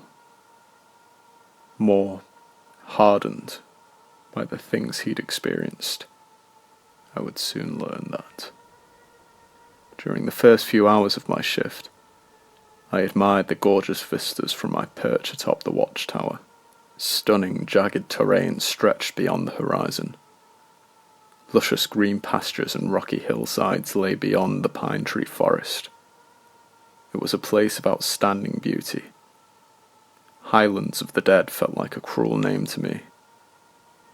It was around 8 in the evening that the sun began to set, and in the soft orange glow of the day's diminishing light, I saw something peculiar. About a mile in the distance, the forest appeared to be moving. After hurriedly lifting my binoculars to my eyes, I saw that trees had been felled, and a building had inexplicably appeared in the clearing. What the? I started, immediately grabbing my things and sprinting out of the door. By the time I'd reached the bottom of the watchtower staircase, the light of the day was almost entirely gone. I turned on my torch and began to navigate through the towering trees which had seemed so minute and manageable from the height of the watchtower. On the ground, however, I felt small and fragile. This only worsened as night came, and a heavy blanket of darkness engulfed me. Come on, I told myself. Stop it. You're becoming a local already, believing in ghosts and demons. I blamed the tragedy of the schoolteacher for the superstitious nature of the townsfolk. Trauma can do awful things to a person's psyche, and the man in question had done things beyond awful to the village. I'd read about it in the papers several years prior. Arnold Havisham took 3 children into the woods, committed unspeakable acts, and then hanged himself from a tree. Nothing supernatural there. That was what I repeated to myself as I walked farther into the woods, farther from the warmth and comfort of the watchtower. But when I reached the clearing, I could no longer rationalize anything. A building had emerged from the underworld. It had torn through grass and dirt, splintering the surrounding trees. No felling or man-made construction. This building, emerging from nothingness, had created itself. And when I realized that I recognized the structure, I stumbled backwards in horror. It was the village school.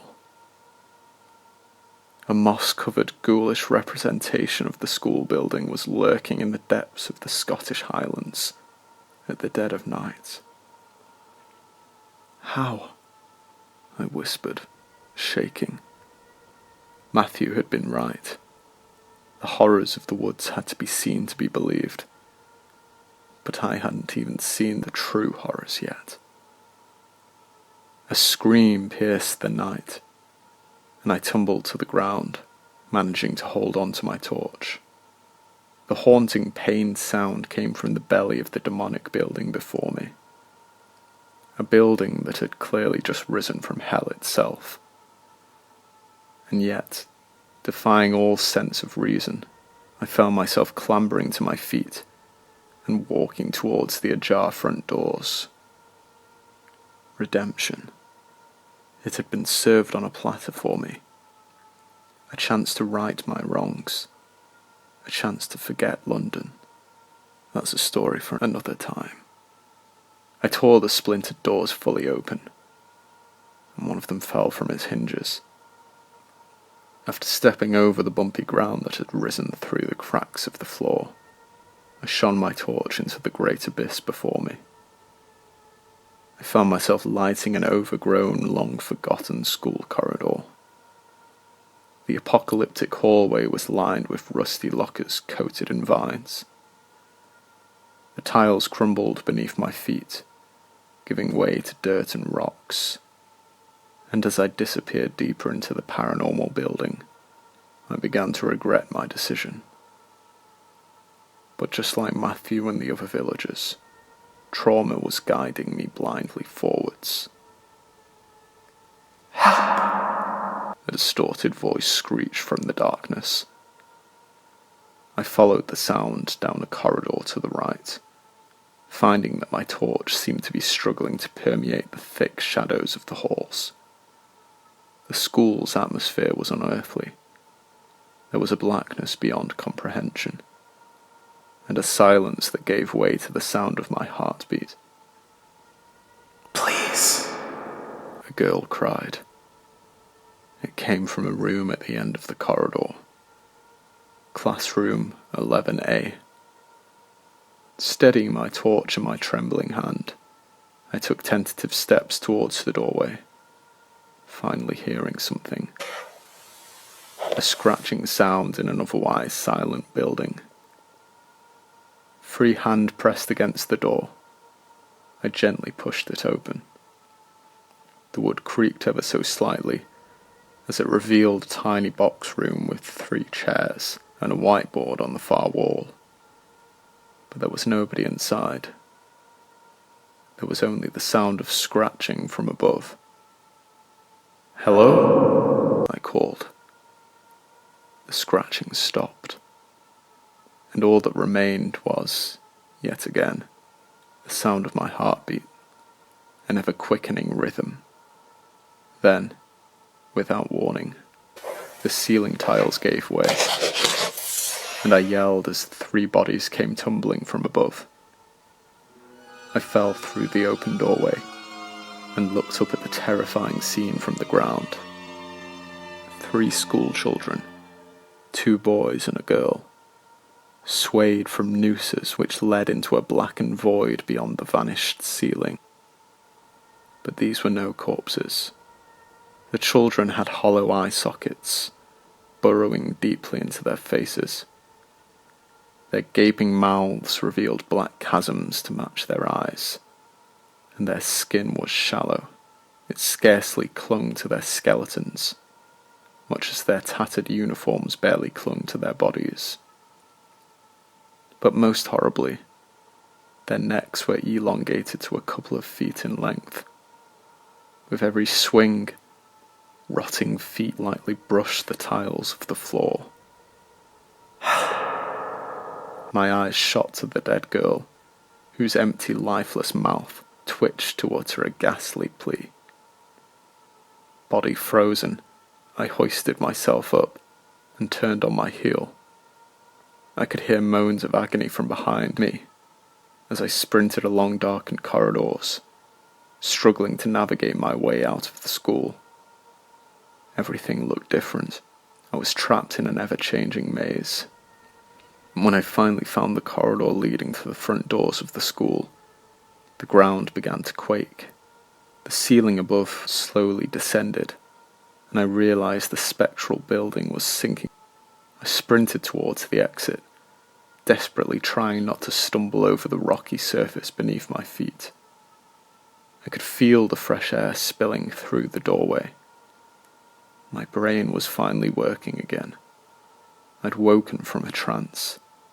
Why did I even come in here? I wondered. The haunted place had wormed its way into my brain, but I was almost free of it.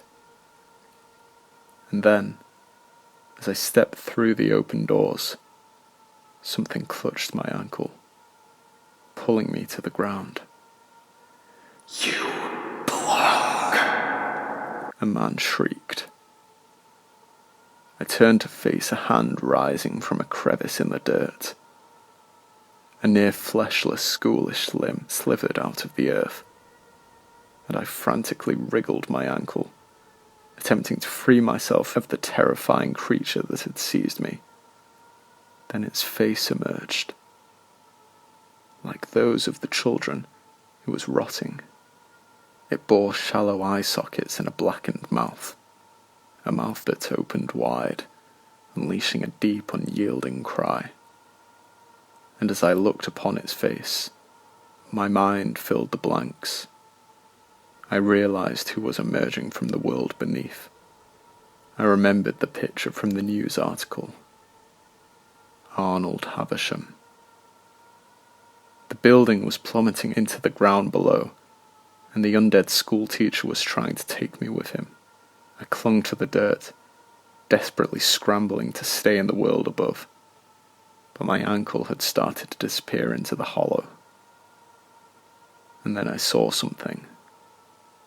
Illuminating the blackened hole with my torch, I could faintly distinguish another pair of rotting hands, slender, but just as hauntingly unearthly. The brittle fingers coiled around the schoolteacher's inhuman face, and the man growled ferociously as an unseen creature separated him from me. As my ankle finally slipped out of Havisham's grasp, I jumped to my feet, watching the ground seal above the haunted school and its inhabitants. Without stopping to catch my breath, I ran back to my watchtower. And then I sat in my office, shivering, until Matthew arrived around 5 a.m. He saw my pale face and smiled pitifully. "I tried to warn you," he said. "How is it real?" I whispered, shaking. "What did you see?" Matthew asked quietly. "The schoolteacher," I replied. Matthew Wright raised an inquisitive eyebrow and widened his eyes. "Havisham?" "Yes," I said. "Isn't that what you saw?" He shook his head. "Peter, there are many things in this forest, and none of them I quit," I interrupted. "But you knew that already." "Wait," Matthew said sternly. "What did I tell you?" "I don't care," I said, heading to the door. The old man tightly grabbed my arm as I passed him in the doorway. "You will," he said. "Once you take this path, you cannot leave it." That was what I said. "Just watch me," I replied. Matthew continued, refusing to release my arm. "If you try to leave the Highlands, you join the undead." "What are you talking about?" I cried. Matthew leaned closer and whispered, "You belong to the woods now. We all do." I stared into the old man's eyes and saw, for a second, the same hollow cavities that had eyed me from Arnold Havisham's face. And then I remembered the haunting entity's words. "You belong." "You're lying," I said. "Then why haven't we left?" Matthew asked. "Knowing what we know, do you think we would choose to live here?" "You're crazy. That's why you stay," I replied, wrenching my arm free. Matthew followed me down the staircase as I hurried away from him. "Think of Maria," he said. "What does this have to do with her?" I barked, stopping and turning to face the man.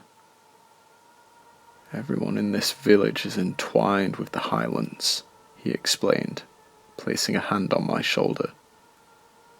"I tried to warn you, Peter." "No, you didn't," I said, snarling as I squared up to the old man. "You lured me to this cursed village. You tricked me into agreeing to do this job. Your warnings were meaningless. You knew I would view you as nothing more than a crazy old man telling stories. You knew exactly what you were doing." "Aye," Matthew replied, seemingly not intimidated by me. "Maybe, but I had to do it for the village. We need a ranger, and I'm falling apart at the seams." "Do it for the village," I said, laughing manically. "What use is a park ranger against horrors of that magnitude?" Matthew gripped both of my shoulders tightly and spoke coldly. "The forest needs souls. That is our purpose. We sacrifice ourselves to this place every night. We give it a slice of our very essence. And in return, it spares the village. It spares everyone. Matthew's weary and worn face finally made sense to me. Everyone except us, I whispered. The man nodded. Everyone except us. So I kill myself slowly, like you, I asked. That's my lot in life. No, you save the village, he said. That's your lot in life. I wish I could offer a happy ending. But 20 years later, at the age of 42, I find myself transforming into the now deceased Matthew Wright.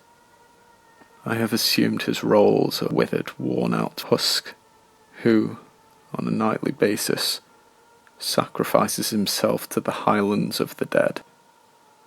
And why? To protect Maria. To protect our son, Henry. To protect everyone. But I strive to free myself of this prison. I have learnt things during the past 2 decades, and yet the full truth of these woods remains a mystery to me. Still, there is more to my story. This is only the beginning. In 2006, after 2 years on the job, Henry was born. I can't believe we have a Scottish baby, my wife joked. I'm not sure that's how it works, Maria, I replied, smiling. We're still English. You're living in denial, she said. The wee lad will be down at the pub with you and Matthew before long, downing pints and talking about that one time he saw an adder snake in the forest. I don't know. I have no idea what you two discuss. I grunted, changing the subject, but my wife wouldn't let it lie. Why do you hate talking about your job? She asked. It's just Matthew. He's my boss. It's hard to see him as a friend, I said. I couldn't bring myself to tell her the truth. How would I have approached the topic? Matthew lured us here under false pretenses. The forest is cursed. We're cursed. She wouldn't have believed me. Oh, great. I'm sounding just like the old man now, I thought. I tried to focus on the tiny beacon of light that we had brought home with us. Life had given us something pure. I had a wife and a son. Not everything about my existence was terrible. Still, you wouldn't be here if I had a pleasant story to tell. It was late November, 2006. Henry was 10 months old, and I was so consumed by the duties of parenthood that I hardly had the mental fortitude to endure the forest's nightly torture. I spent most evenings sleeping in the sheltered room at the top of the watchtower. My heart felt lighter, in truth. The woods can't hurt me anymore, I told myself. But the pathways in my sleep-deprived brain clearly weren't connecting. I should have realized that I wasn't allowing the forest to feed on my soul, and that meant it was hungry. Peter! Maria screamed. Her shattering cry of agony woke me from my pre-work nap. Drenched in sweat, I rubbed my eyes and glanced at the alarm clock. 9:30 p.m., an hour before my shift began. Maria? I sleepily groaned. Henry's gone, she shrieked, in a voice barely human. Every tendon in my body tensed. I leapt up, donned my ranger gear, and rushed into the baby's room. The window had been shattered, and Henry's empty cot rocked eerily in the wind. I heard the smash, and, Peter, he was already gone when I came upstairs, Maria sobbed, before screaming again. Who would take him? Who would do this? I don't know, Maria, I said, embracing my wife. "But we'll bring him home. I will find him." I ran out of the house, beelining for my car, and noticed black clouds merging with the night sky. A storm approached. My neighbour, Tommy, was standing in his front garden. With elbows pointing outwards, he clasped his hips with his hands. He was sucking his teeth and disapprovingly shaking his head. "Careful on your shift tonight, Peter," he warned me. "Weather's taken a—" "Tommy, I need you and Maggie to watch Maria for me," I interrupted whilst unlocking my car. The man frowned. "What the devil is the matter with you, lad?" I pointed animatedly at the non-existent second-floor window of my house. When Tommy saw it, his eyes widened. "What's happened there?" he asked. "I don't know," I said, opening the car door. "But I don't care about that, Tommy. Henry's gone." I didn't stop to say anything else. Something in my gut told me that I had to drive. Henry was in the forest. I could feel it. I sped through the deserted streets of our village, heading onto the curved road which led into the Highlands of the dead. And as I drove, I became aware of a growing rumbling from the sky above, a guttural groan.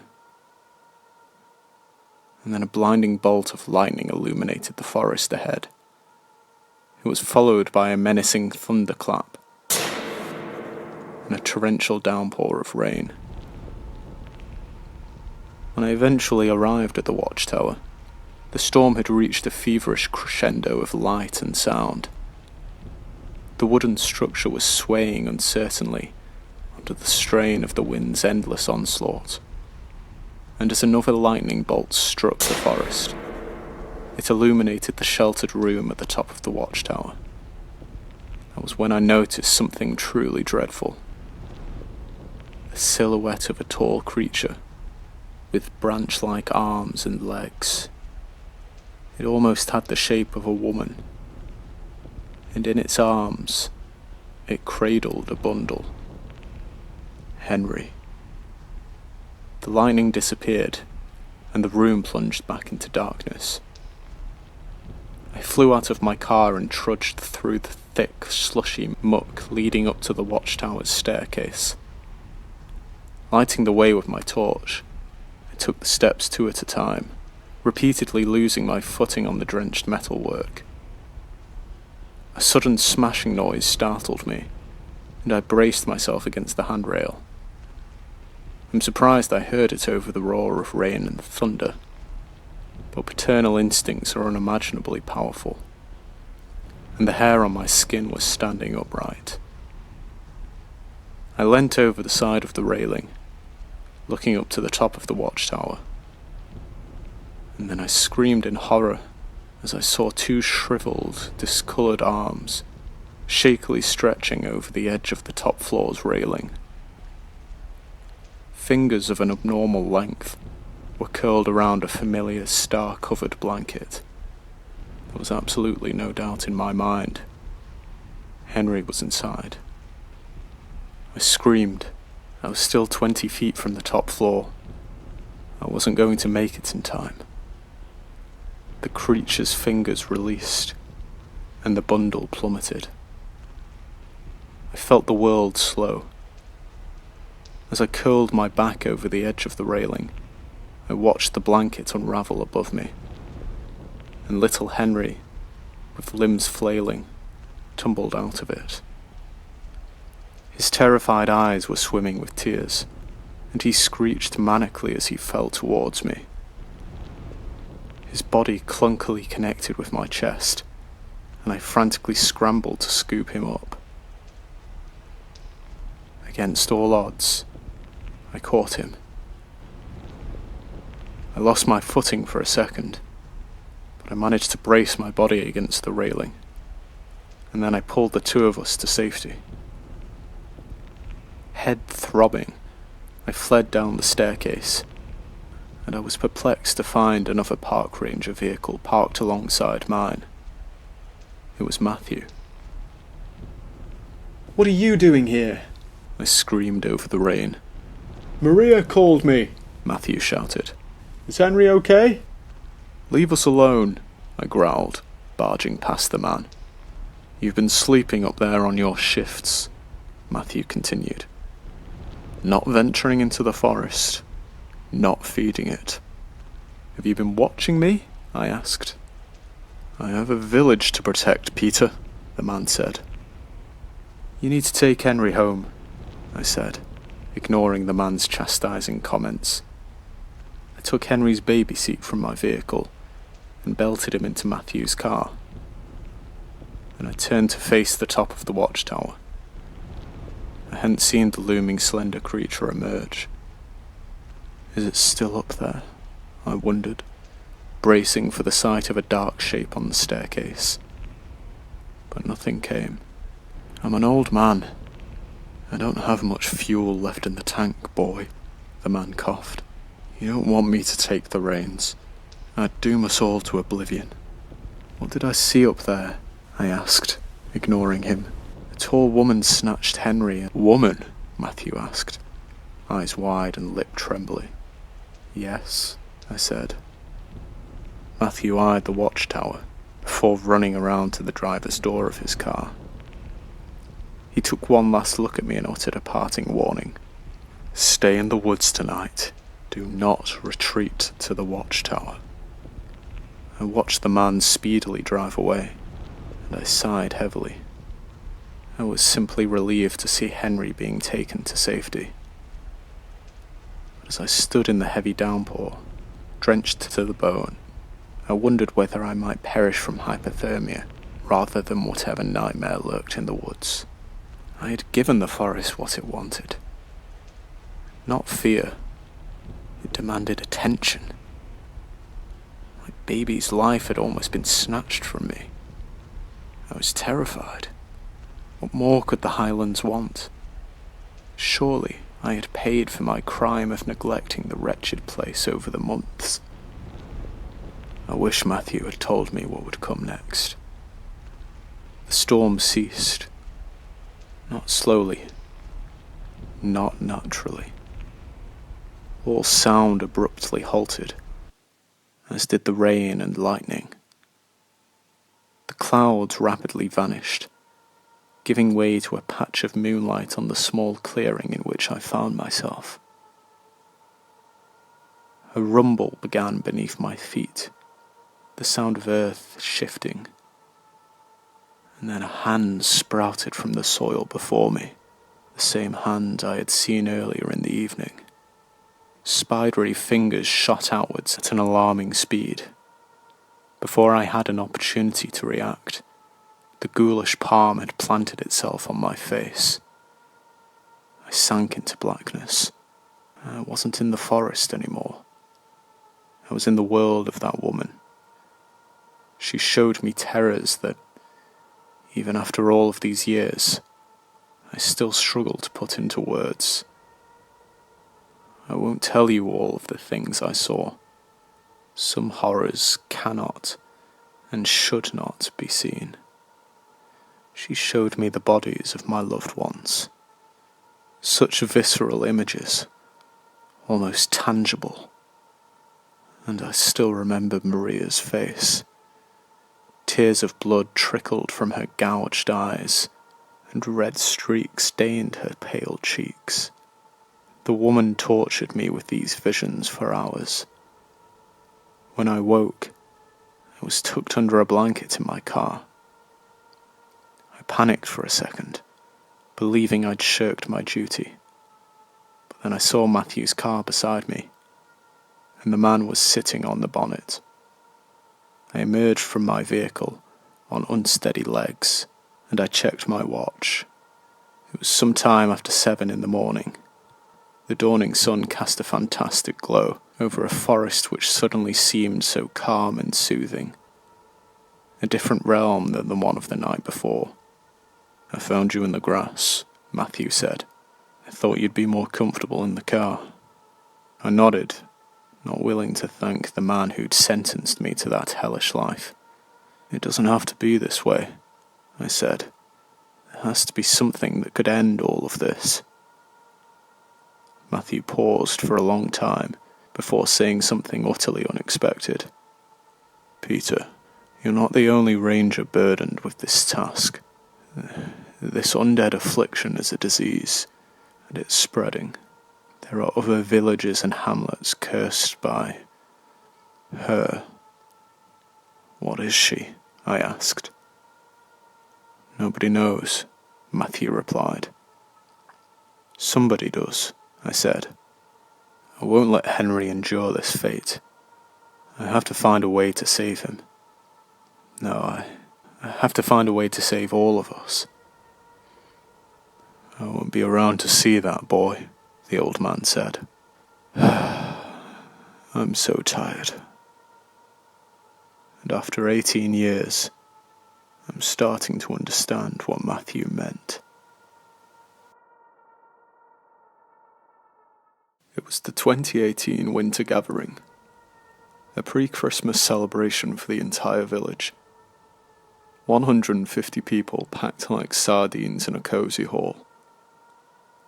We enjoyed a night of music, performances, and talks from prominent people. An amalgamation of festivities. Do you mind doing the thing, honey? I asked Maria. My wife raised her eyebrows suggestively. In the middle of the town hall? I snorted. Not that thing. The, back thing. Oh, wow. Maria laughed. You're such an old man. I'll be standing up there for ages, I said, shifting uncomfortably in my seat.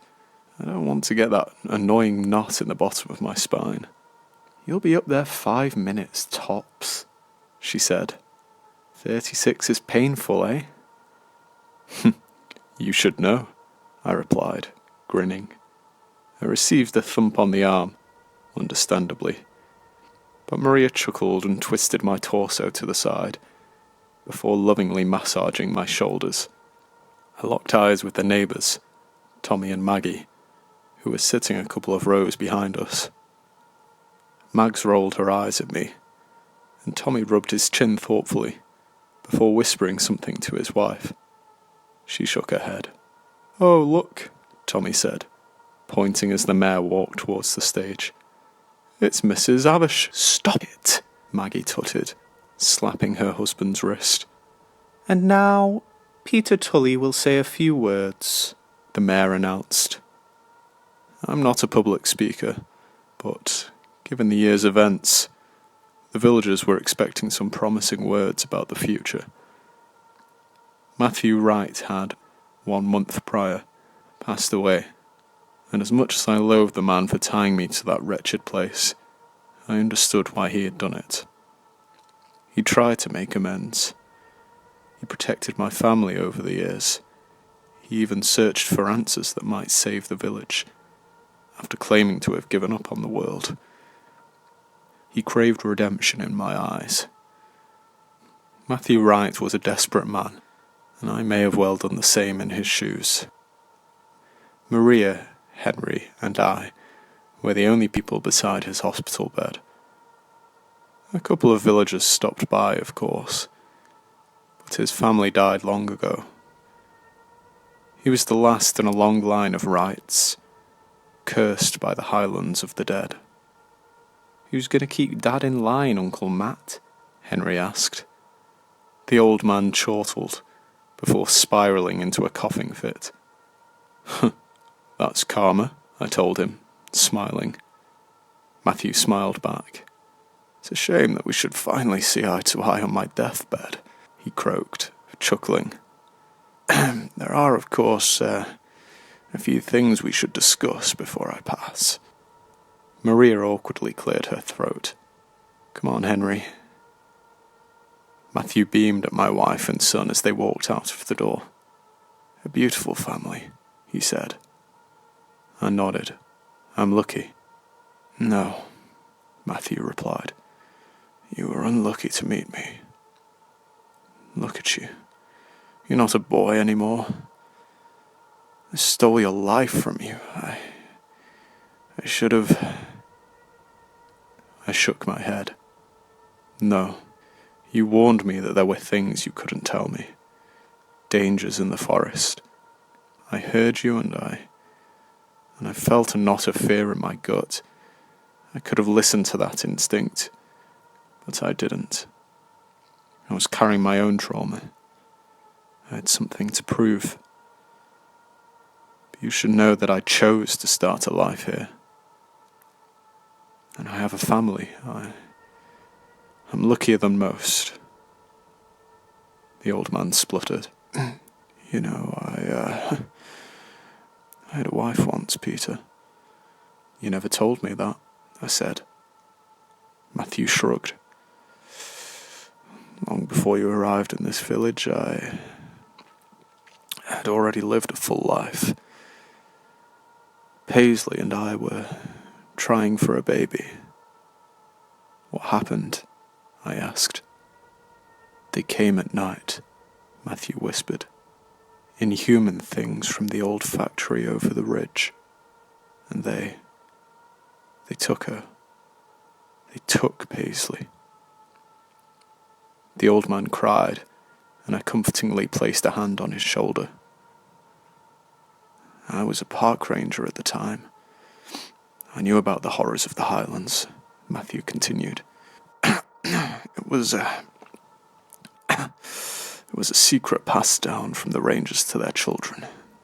We took up the mantle from our parents before us. There were more of us back then. It seems the village gets smaller and smaller with every passing year, doesn't it? And now you're the only ranger left. What comes after you, Peter? Who knows? We mustn't let Henry take your place. We mustn't. I won't let him step foot in those woods, I promised. But I'm starting to lose hope, Matthew. For years we've tried to uncover the root of this evil. Your family has been here for generations, and even they didn't know what to do. It didn't always used to be so terrible in our village. There were good times before the heartbreak, the tragedy. As for the land beyond the forest, well, the Highlands of the dead spread farther than our patch of hell, Matthew said. I've told you this before. There will be someone out there who knows the truth. How the tables have turned, I replied. I remember when I was the one trying to convince you to hold on to your hope. Well, that was before there were people in my life that I could call for. Matthew started, trailing off before sentimentality got the better of his Scottish sturdiness. I'm thinking about what comes after you, Peter. I don't think you've accepted that you won't be here forever. I looked out of the horizontal glass pane between Matthew's room and the waiting area. I could see Maria and Henry talking enigmatically. My son was somehow 12 years old. Time had flitted by at a cruel rate. In my eyes, I was still that 22-year-old boy who moved to the village with dreams of a quiet country life. Keep searching for the answer, Peter. You remember what you're protecting, Matthew said. But in the event that you should fail, you need to make sure that somebody else takes the reins. No, I said firmly. I will be the last park ranger. Or at least the last one who does anything other than spotting forest fires and helping hikers. There we go, Matthew whispered, smiling. I was worried you'd lost that youthful spark for a moment. I don't want you to end up like me, son. I smiled, patting the man's shoulder again, before standing up and heading towards the door. Before you go, he suddenly said, coughing. Look, we're trapped in this village, but help can still come to us.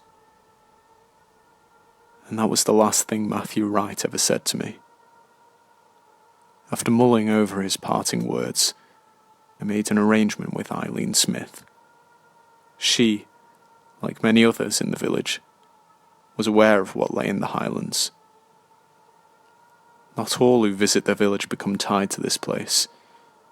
Tourists come and go. There are even villagers who have left without resistance from the woods. But it is impossible to say who the Highlands will or will not spare. We don't take risks. We, those of us who keep this secret, keep our loved ones here. I've spent 20 years convincing Maria to never leave this place.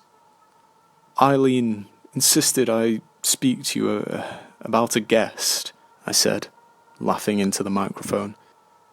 Before I could continue, a chair abruptly squeaked against floorboards. Heads turned to face a mysterious outsider who strolled down the main aisle. "Hello," the man bellowed, chuckling heartily. "I'll take over, lad. I can see that you don't want to be standing up there. An Englishman in a room full of Scotsmen. Never ends well, does it?"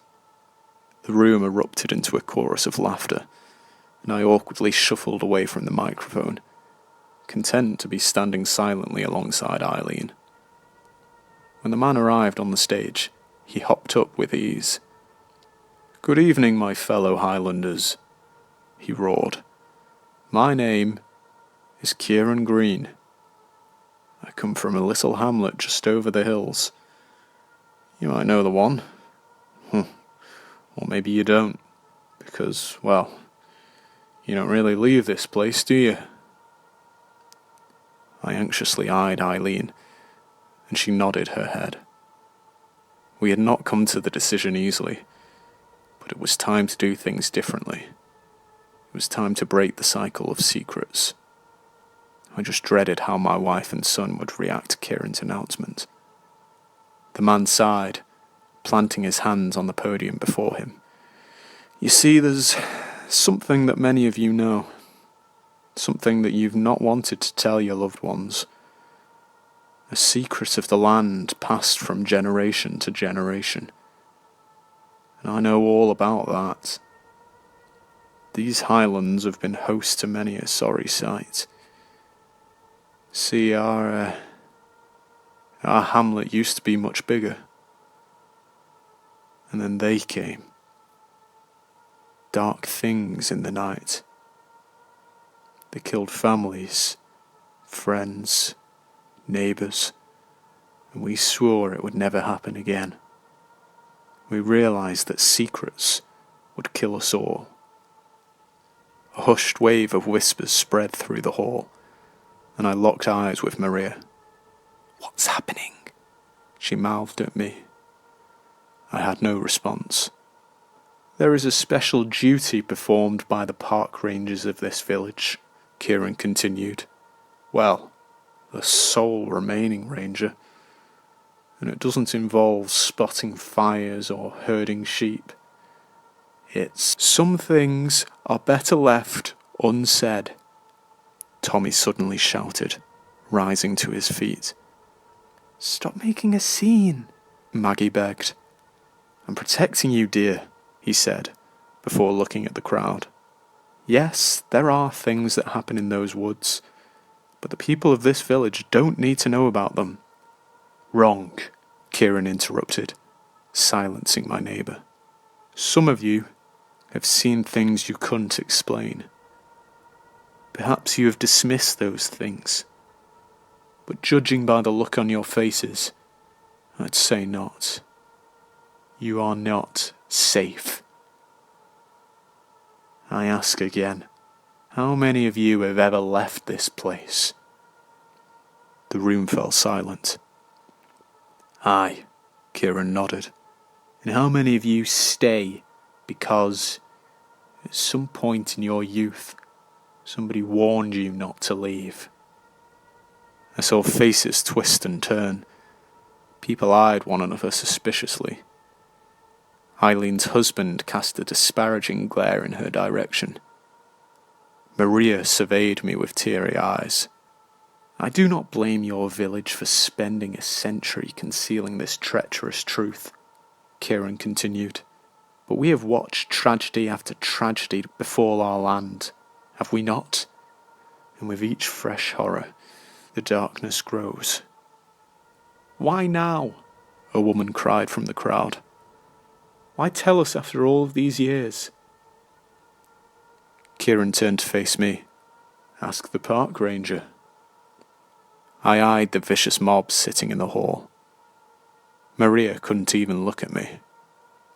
Henry maintained his composure, but the colour had drained from the little boy's face.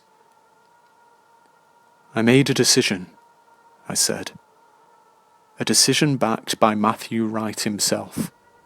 Don't bring his name into this, a man snarled.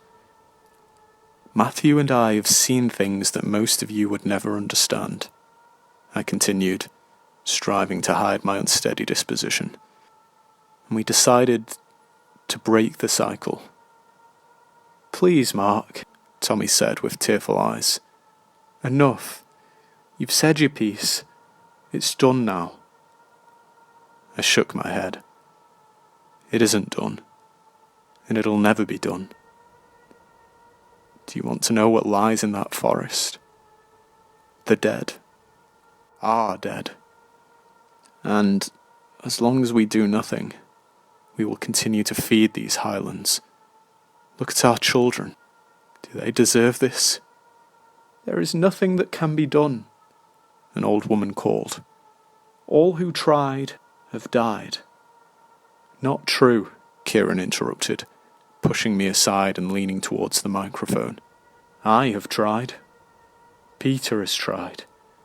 And we're still here.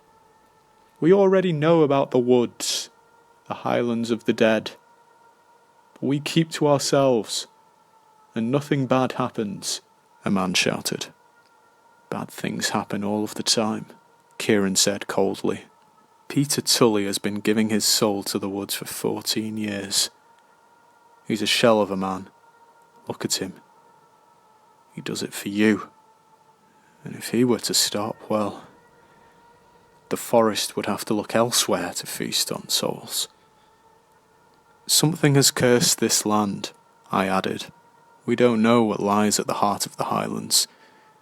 It wears many faces and takes many forms. All we know is that it never stops, Kieran finished. Mark, I understand that you want to protect us, Tommy said, but my mother told me things that... Look, it's just... We can't fight it. Natural or unnatural, the might of the Highlands will always best us. I'm not going to let this place take my boy, I whispered, eyeing Henry. Maria lifted her eyes to meet mine. They were brimming with tears, but at least she met my gaze. That was something. Kieran patted my back and took over. I visited one of the lake towns recently. Saw an old friend of my grandfather. He told me a story about a witch. Oh, come on, a man cried. Listen, boy, Kieran spat. You don't want to test me. I'll drag you down to the forest myself. I'll show you the... Kieran Green paused, collecting himself. All that matters is there might be a way to lift this curse. To free you from the death hanging over this place. Peter Tully and I will go to the woods tonight, and we will end this. But if we don't, well, at least you know the truth. And somebody brave can take up the mantle. It never should have been Peter's burden to bear. Matthew Wright forced him here, and let's not speak ill of the dead, I said, sensing the hollow atmosphere in the hall. Before we go... Where are you going? Maria cried in floods of tears. We'll talk later, I said. Look after Henry. All will be well, Kieran promised, ushering me towards him. We will gather here in the morning. The crowd talked restlessly, and Eileen rushed to the microphone. Meanwhile, Kieran and I slipped out of a back door. I saw Henry standing and watching me with a lost expression. That went about as well as expected, Kieran said, unlocking his vehicle. I sighed as I climbed into the passenger seat. Just go, I said. As we tore off the tarmac, a few villagers poured out of the front doors. They watched us drive away. They were never going to accept it, Kieran said. They've always known the truth, deep down. But they didn't want to know. Would you have done what I did? I asked. I already have, the man said. I had a smaller crowd to appease, mind you.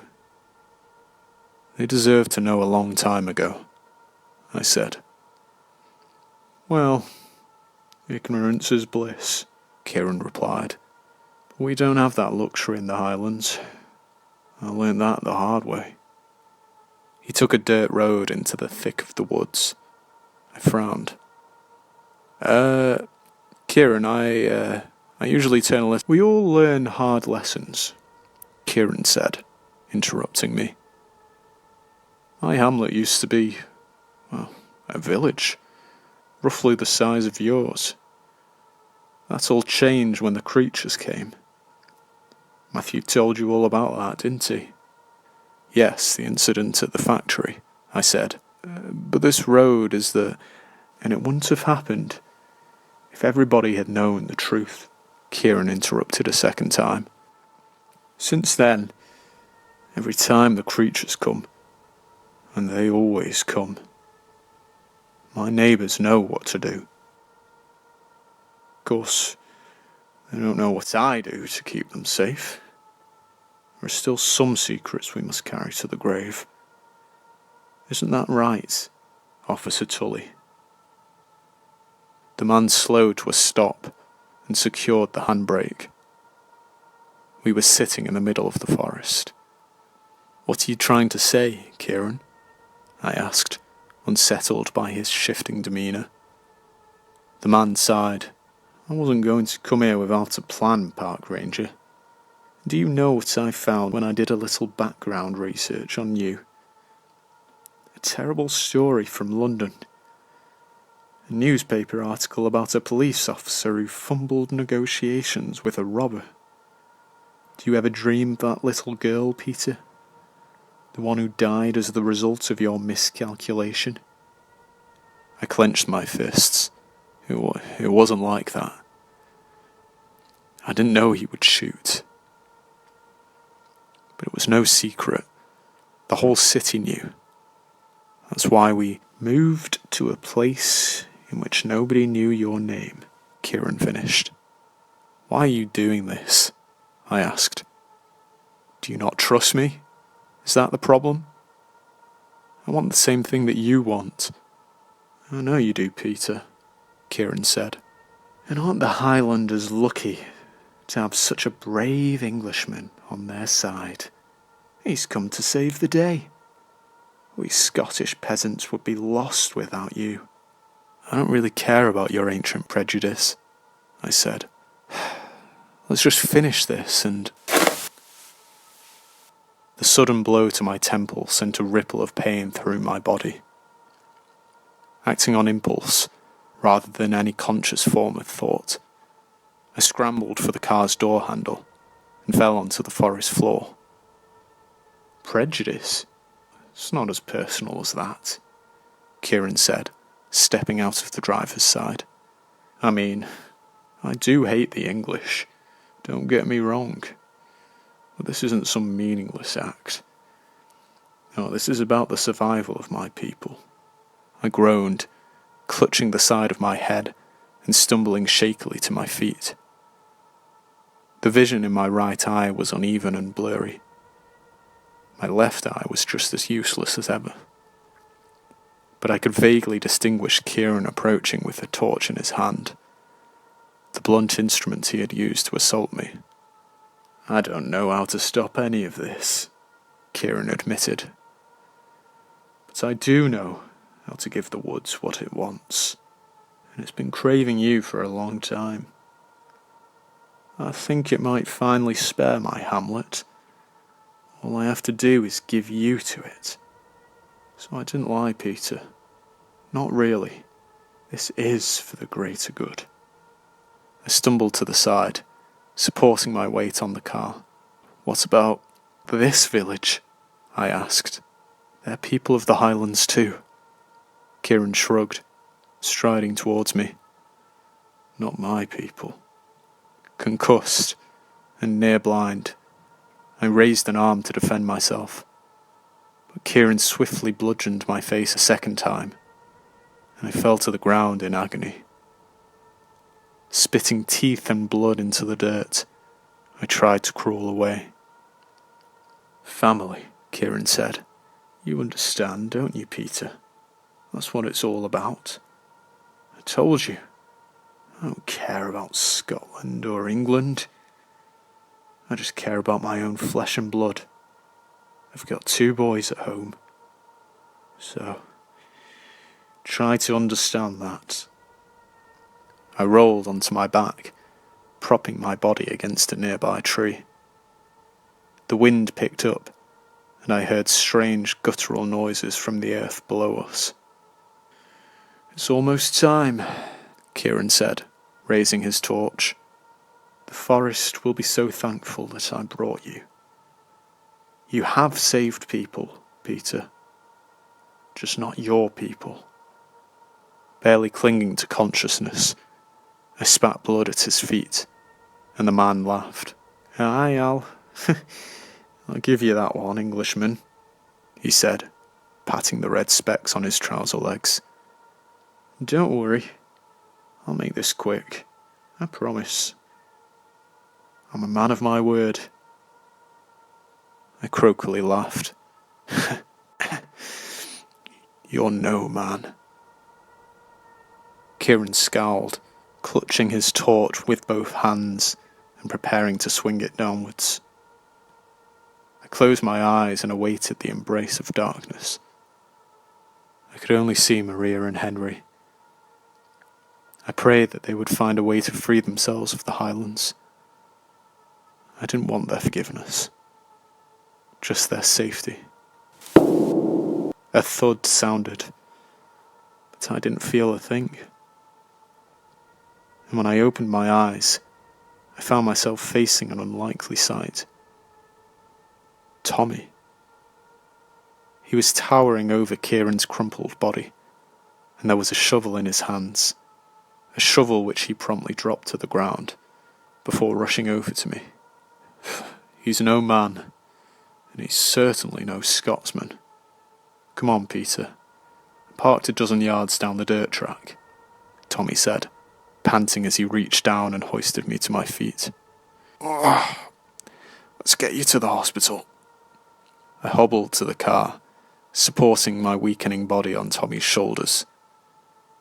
Adrenaline kept me awake, but that was a good thing.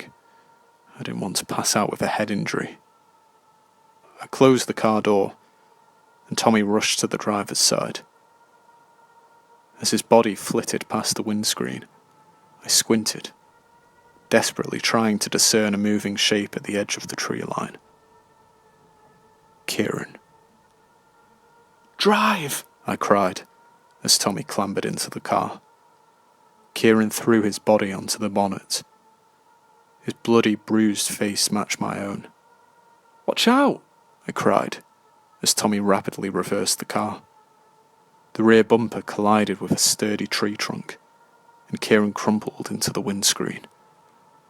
I'll kill you both, he called in a half-conscious grumble, whilst weakly pounding the glass. As Tommy reached for the door handle, the wind began to wail shrilly, and then, in a flash of movement, Kieran's body was torn from the front of the car.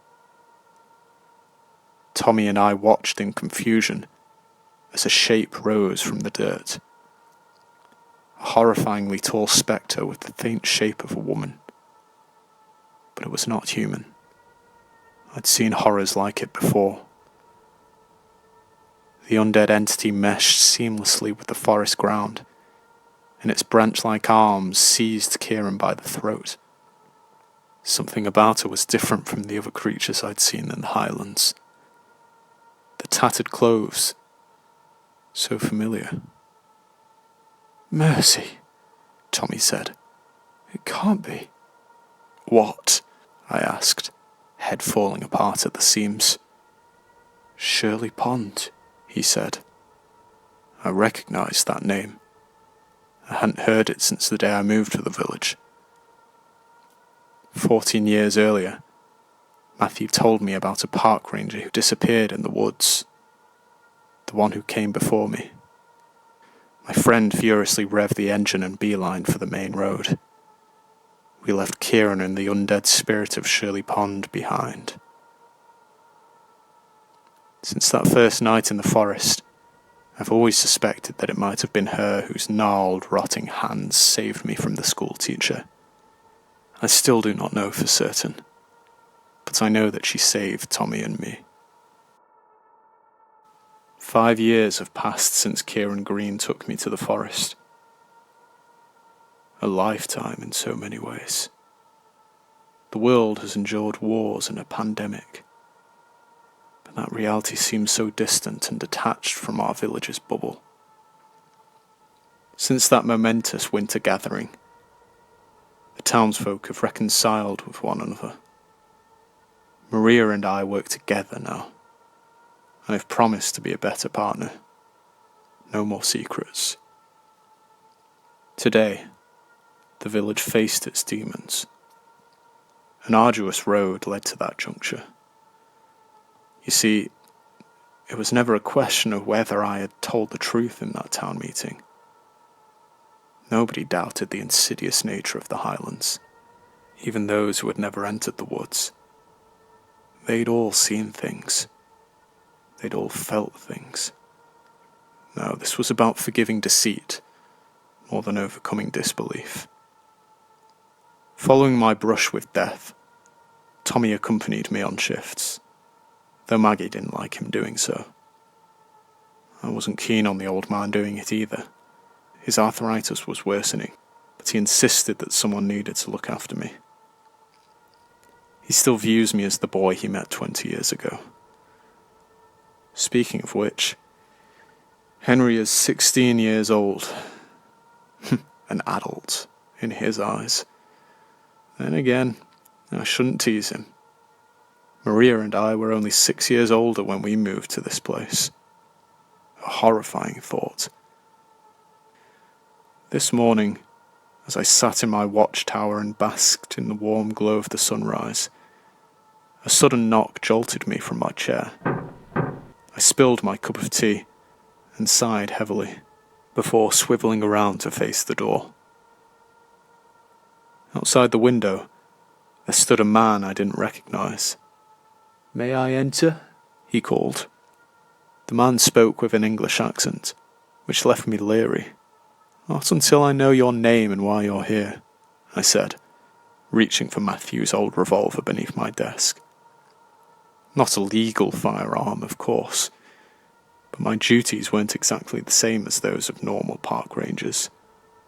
"You don't know me," the man said, "but my name's Darren Grayson, and I came across your story. I can help you." I'd heard that before. "May I enter?" he asked again. "Yes," I said, warily sliding the gun under my jacket. Darren opened the door and shuffled inside. He was around my age, and he bore a similar tired, dishevelled look. Scruffy facial hair, crooked crow's feet. The man sat on the edge of my desk, a few feet from me, and I surveyed him curiously. "What are you doing here, Darren Grayson?" I asked. "I come from a hamlet over the ridge," he replied, pointing out of the watchtower window. "And it has—" "Get out," I coldly interrupted, sliding the weapon from my coat. Darren's eyes widened, and he quickly slid off the desk. "Come to avenge Kieran? Is that it?" I asked, narrowing my eyes and raising the revolver. "Kieran?" Darren asked. "How do you know that name?" "Your friend came here 5 years ago," I said. "He promised to save my village too." Darren raised his hands. "Listen, just calm down. I don't know what happened, but Kieran was a very dangerous man. Please leave, I said. When you shared your story with the world, it found its way to me, Darren continued, and I put the pieces of the jigsaw together. I'm not going to tell you again, I said. He's dead, Peter, Darren said. Kieran's dead. I know, I replied. Shirley killed him. What? Darren replied. No, he died a year ago. He tried to sacrifice me to the forest folk, but they claimed him. He made it back to the hamlet 5 years ago. Yes? Why does it matter now? He's dead. I saw it happen, Darren replied. Yeah, that's what I thought too, I said. This time, Kieran Green died for good. That's why I'm here, Peter. The forest folk have perished. The old factory workers? I asked. Darren nodded. It happened in early spring. I sounded the alarm when they emerged from the forest, but they collapsed in the snow, one by one. We watched their bodies for days, waiting for signs of movement. They slowly started to rot, and then, with unnatural haste, the forest reclaimed them. It was like nothing I'd ever seen. I've seen worse on my side of the ridge, I said. What does this have to do with Kieran's death? Something came from the forest, Peter. A skeletal thing, Darren said. It was a body constructed of entwined branches. It whispered to me. The rotten seed has been purged from this land. I paused. Kieran, Darren agreed. No single thing poisoned our land. This infection has festered for a century or more, worsened by tragedy after tragedy, since people first settled in the Highlands. Perhaps it infects all places, to some degree, and it's spread by people. In our 2 hometowns, we've been misfortunate enough to experience one too many tragedies. The Greens had a long history of causing pain and suffering.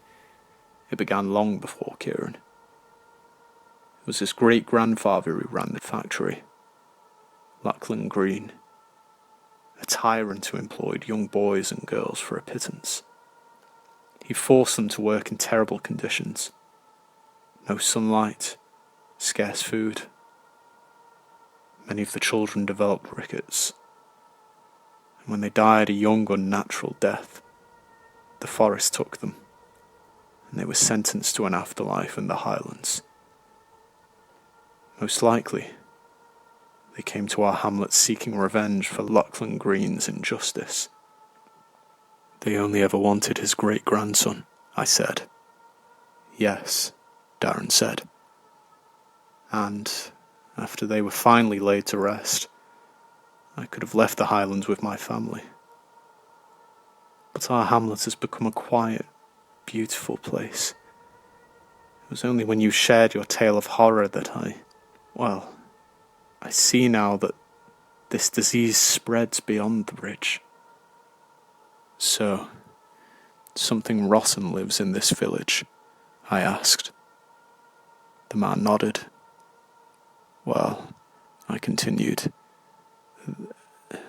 there was the schoolteacher who... Arnold Havisham, Darren asked. He's dead. He died nearly 30 years ago. I stalled. Like you said, Darren, it's never one thing that poisons a land. It's generational trauma. Arnold mustn't have been the only evil at work in this place, Darren explained. But I know these people, Darren, they're neighbours and friends. I don't want to imagine a wolf living among us, I said. Well, Kieran was a beloved leader, Darren explained. Dark things always hide in plain sight. The things I see in these woods are so often tied to that school, I said, thoughtfully. Nearly every night I see that building amidst the trees. And then I recalled a detail that had played on my mind for years. A joke Tommy made during that town meeting in 2018. He was on the verge of calling the mayor Mrs. Aversham. I was certain of it. "Come on," I said. "We're going to see a friend. I think he might know something about the people Arnold Havisham left behind." We drove back to the village, and I anxiously twiddled my thumbs as we pulled onto Tommy's driveway. I didn't want to apprehend the man, but time was slipping through our fingers. Too many decades had been spent under the gnarled, decaying thumbnail of whatever lived beneath the Highlands. "What?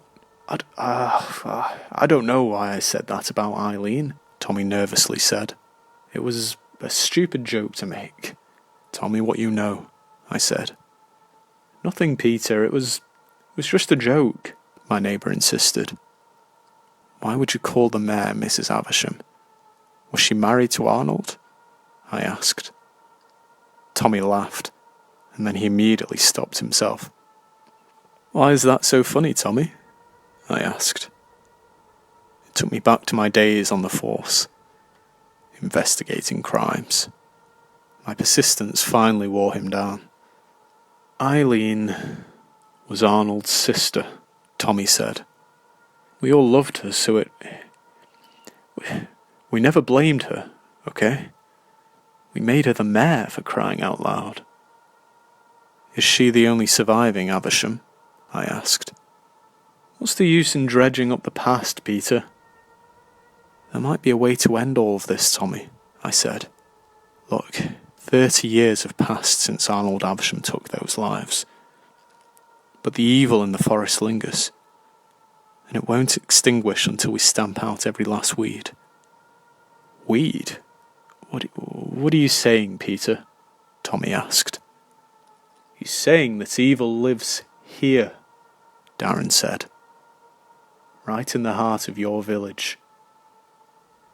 Tommy scoffed. "You believe this, do you, Peter? One of our friends?"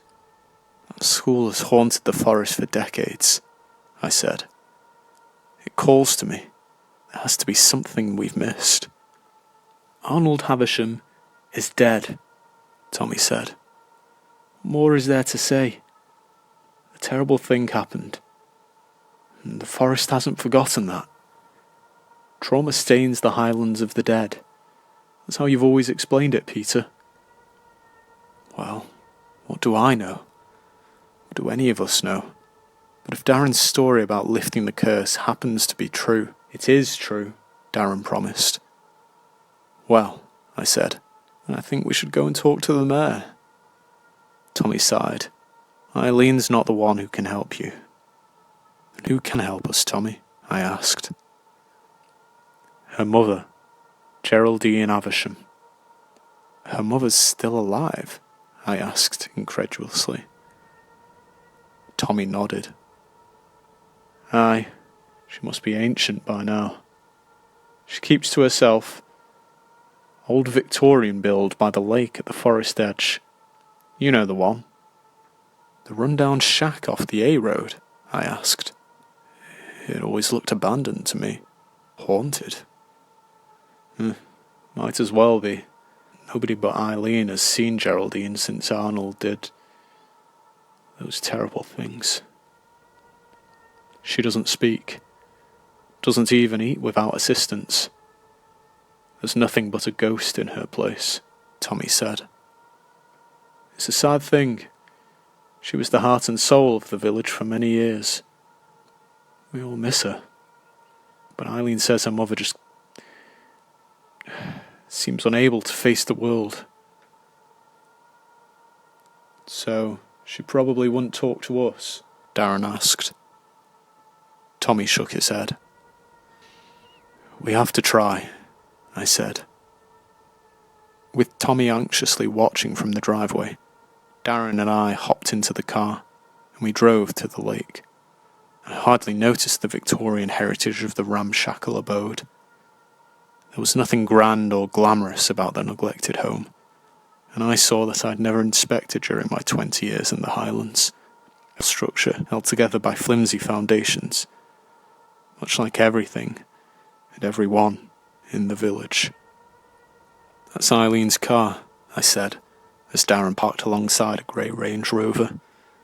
"Might be for the best that she's here," Darren said, removing the key from the ignition. "You know Eileen.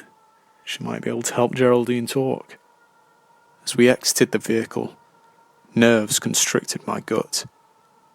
I eyed the ancient house with mistrust, gingerly treading on cracked, grass-ridden stonework.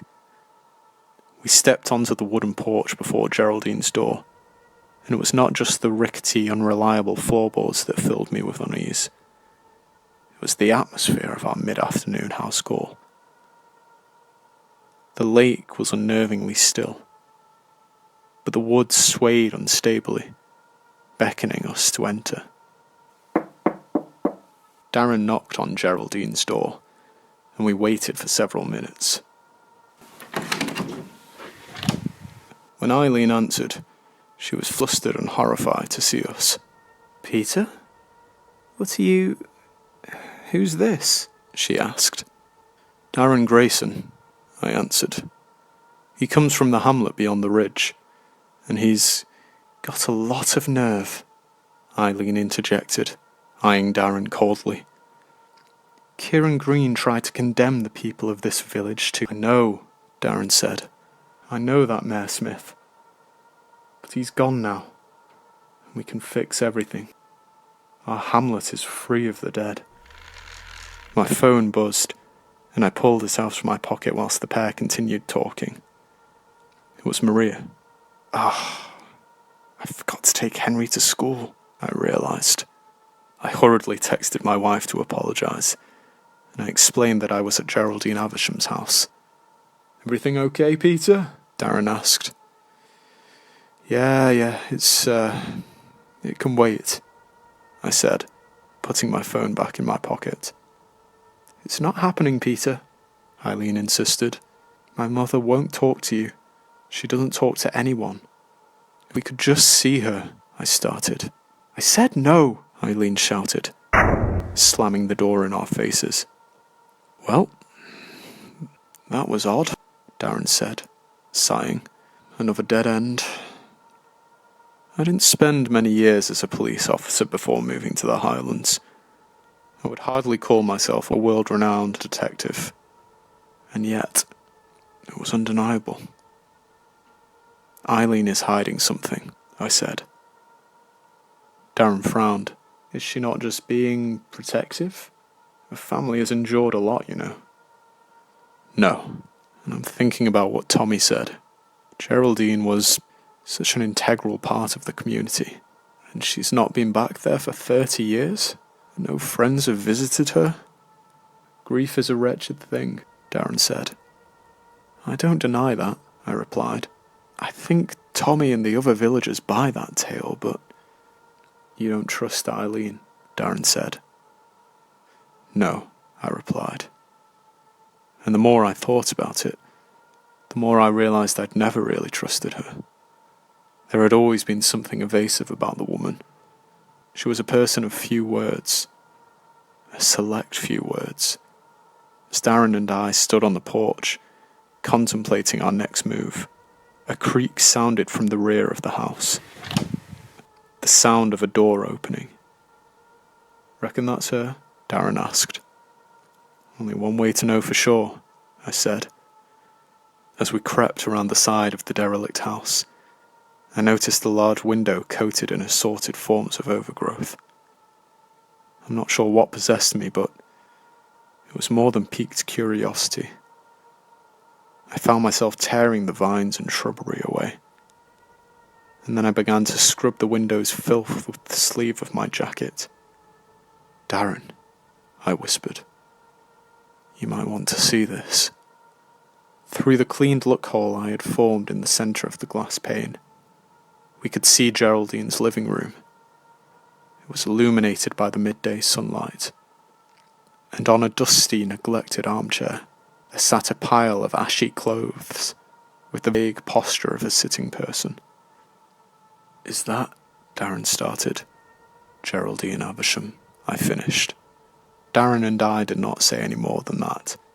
We raced into the forest, keenly pursuing Eileen. Her footprints betrayed her, and when we reached a sprawling clearing in the woods, I knew we'd found her secret. "What is that?" Darren asked, breathlessly. "The entrance to hell," I said. The ground had parted to reveal horrors in the hollow beneath, and buried amongst mounds of soil and rocks, the twisted version of the village school stared back at us. It did not rise proudly above the tree line, as it once had. It was a sunken wreckage. The building lay on its back, with its front doors facing the sky. "Wait," Darren said, as I jumped into the ditch. "What are you doing?" I carefully tiptoed across the building. The brickwork groaned beneath my feet. "She's in here," I said, pointing at muddy footprints across the wooden doors. "I know, but—" "Don't open those doors. Are you crazy?" he asked. "Nothing is ever as it seems in this forest," I said, smiling and stamping. The doors swung open, and I fell forwards. But I did not endlessly plummet through a downwards-facing corridor. Gravity shifted, and I tumbled to the tiled floor of the lightless school. When I turned to look at the doors behind me, motion sickness seized my body. There was something horrifying about seeing the trees and the sky at a right angle. It was made all the worse by Darren's sideways body sliding into view. The man sighed. He tumbled through the doorway and fell onto his face. "I feel a little sick," Darren muttered as we both stumbled to our feet. "And don't look behind you," I said, nodding my head at the doors. As I started to walk down the corridor, I heard the man pivot, before retching. I fumbled in my coat pocket, finding a torch, and when I lit up the hallway, I was 20 years younger. My mind returned to that very first night in the Highlands. Nothing more than a frightened boy in a haunted house. After so many years, the terror had still not abated. Some horrors lie beyond what our primal brains can conceive. We strolled cautiously through the school, following the trail of mud down a weaving maze of hallways. And then we came to that door, that horrible door. Classroom 11A. There was movement inside. I turned off the flashlight, and I motioned for Darren to crouch down. "They want to ruin everything, my darling." A voice sobbed from inside the room. Darren and I peeked over the bottom of the classroom window. Eileen was inside, but that wasn't what terrified us. She was talking to a looming ghoul, a corpse that I recognised. Arnold Aversham. The malformed monstrosity that had caused so much death and suffering, and as it leaned towards Eileen, its voice carried in an inaudible, unearthly tone.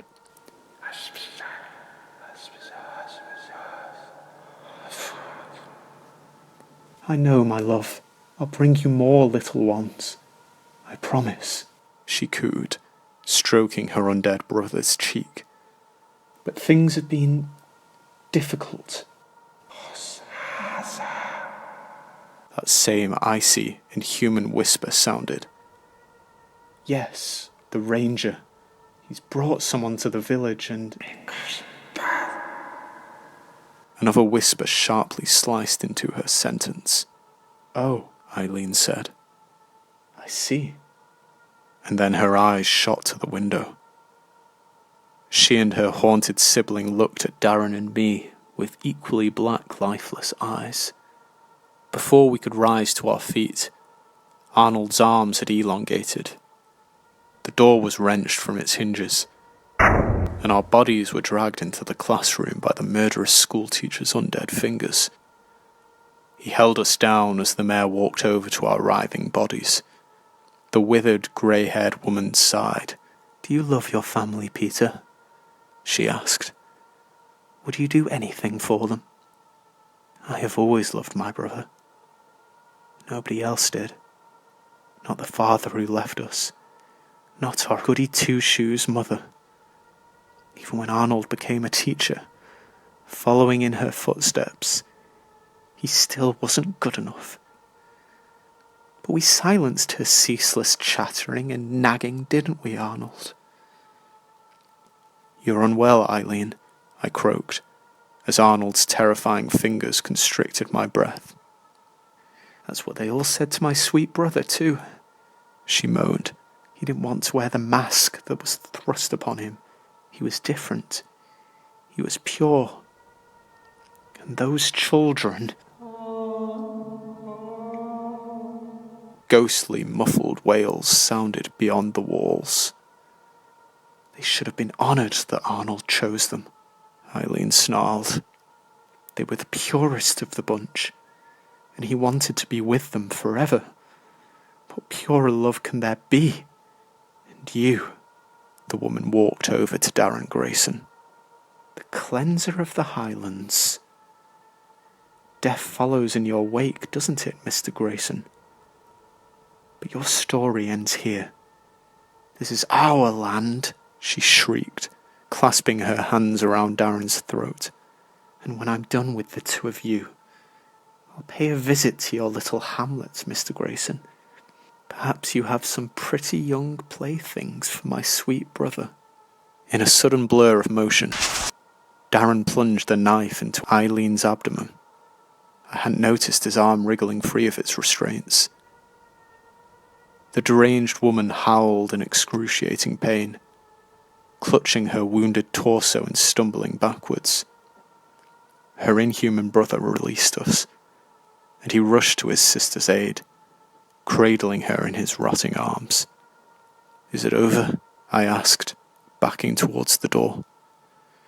"If she dies," Darren replied, joining me, "the forest needs to be freed from..." "The forest?"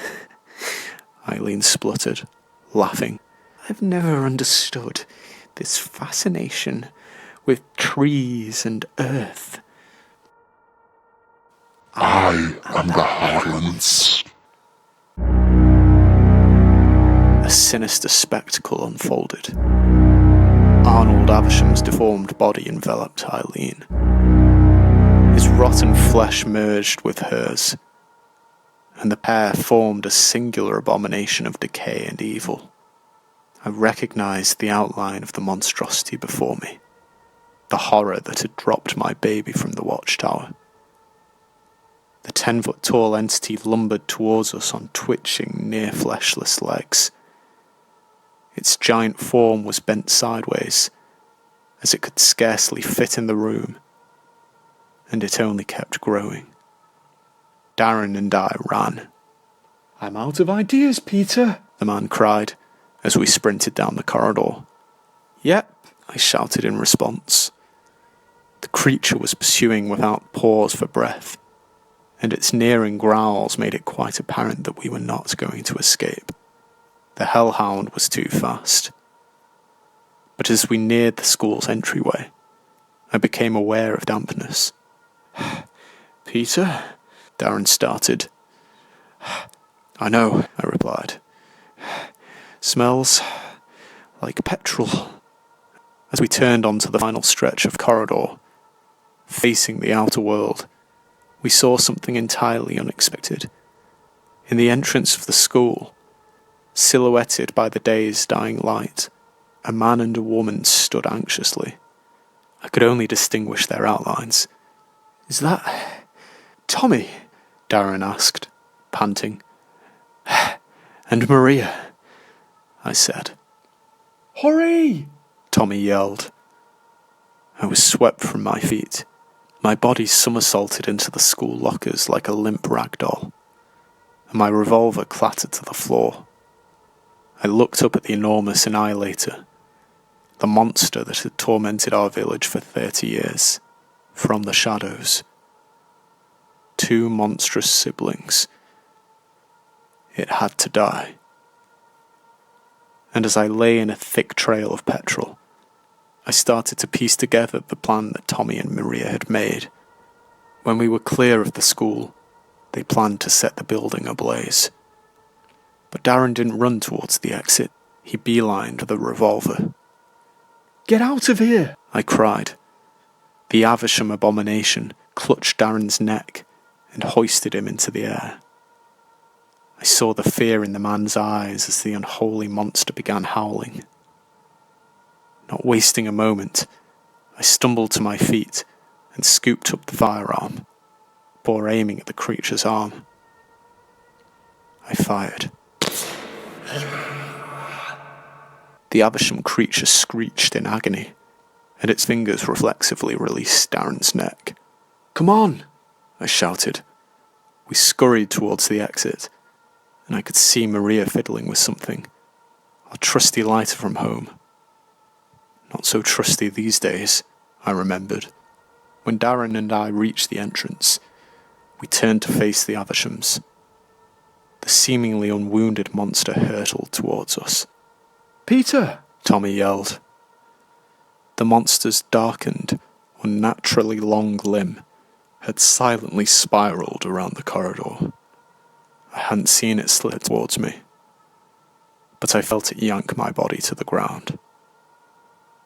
My revolver flew from my hand, and the beast began to pull me into its domain. Peter! Maria screamed, bending to pick up my dropped weapon. Let him go! A gunshot rang out. I used the split-second distraction to stamp on the monster's arm. It howled, and it loosened its undead fingers. I was free from its grip, and I shuffled backwards, joining the others at the entrance. Maria fired again. The second bullet didn't connect with the monster, but she wasn't aiming at the Avishams. The petrol trail burst into flames, and the fire spread at such speed that the abomination was immediately engulfed. It screeched in terror. We jumped through the front doors, tumbling to the safety blankets of the forest floor, and I breathed a sigh of relief to find myself facing the right way up. Gravity had been restored. The 4 of us watched the inferno consume the school. Wallpaper withered, ceilings collapsed, and the shrieking Avisham horror fell to its knees. A raging fire burnt that unhallowed place to nothing but charred ruins. We waited. None of us believed it to be over until the monstrosity had finally turned to ash. And then, when nothing of the Avisham abomination remained, the ground began to quake. The 4 of us stepped back, allowing the forest to reseal above the spectral school. Dirt piled into the chasm, grass rebuilt itself, and the air warmed. The Highlands fell quiet, as if nothing had ever happened. "Look!" Darren whispered, pointing at movement in the trees. A branch-like entity emerged. It was followed by a blinding ray of sunlight. With trepidation, we watched the woodland creature slink into the empty clearing. It ceremoniously planted its roots into the soil. Slowly but surely, the creature transformed into a large pine tree. It sprouted luscious green leaves and bloomed into a mighty structure. The proud pine rose a foot taller than the surrounding trees, and its vibrant leaves distinguished it from the rest of the barren, wintry forest. It lightened the air. A hard thing to explain, but it did just that. The weightiness of the forest lifted. "Do you feel that?" Tommy asked. I feel free. Thank you, I whispered to Maria as I embraced her. It's over. We can live again, she tearfully said. I pray that this marks a new chapter for our village. These will always be the Highlands of the dead, but the dead can finally rest.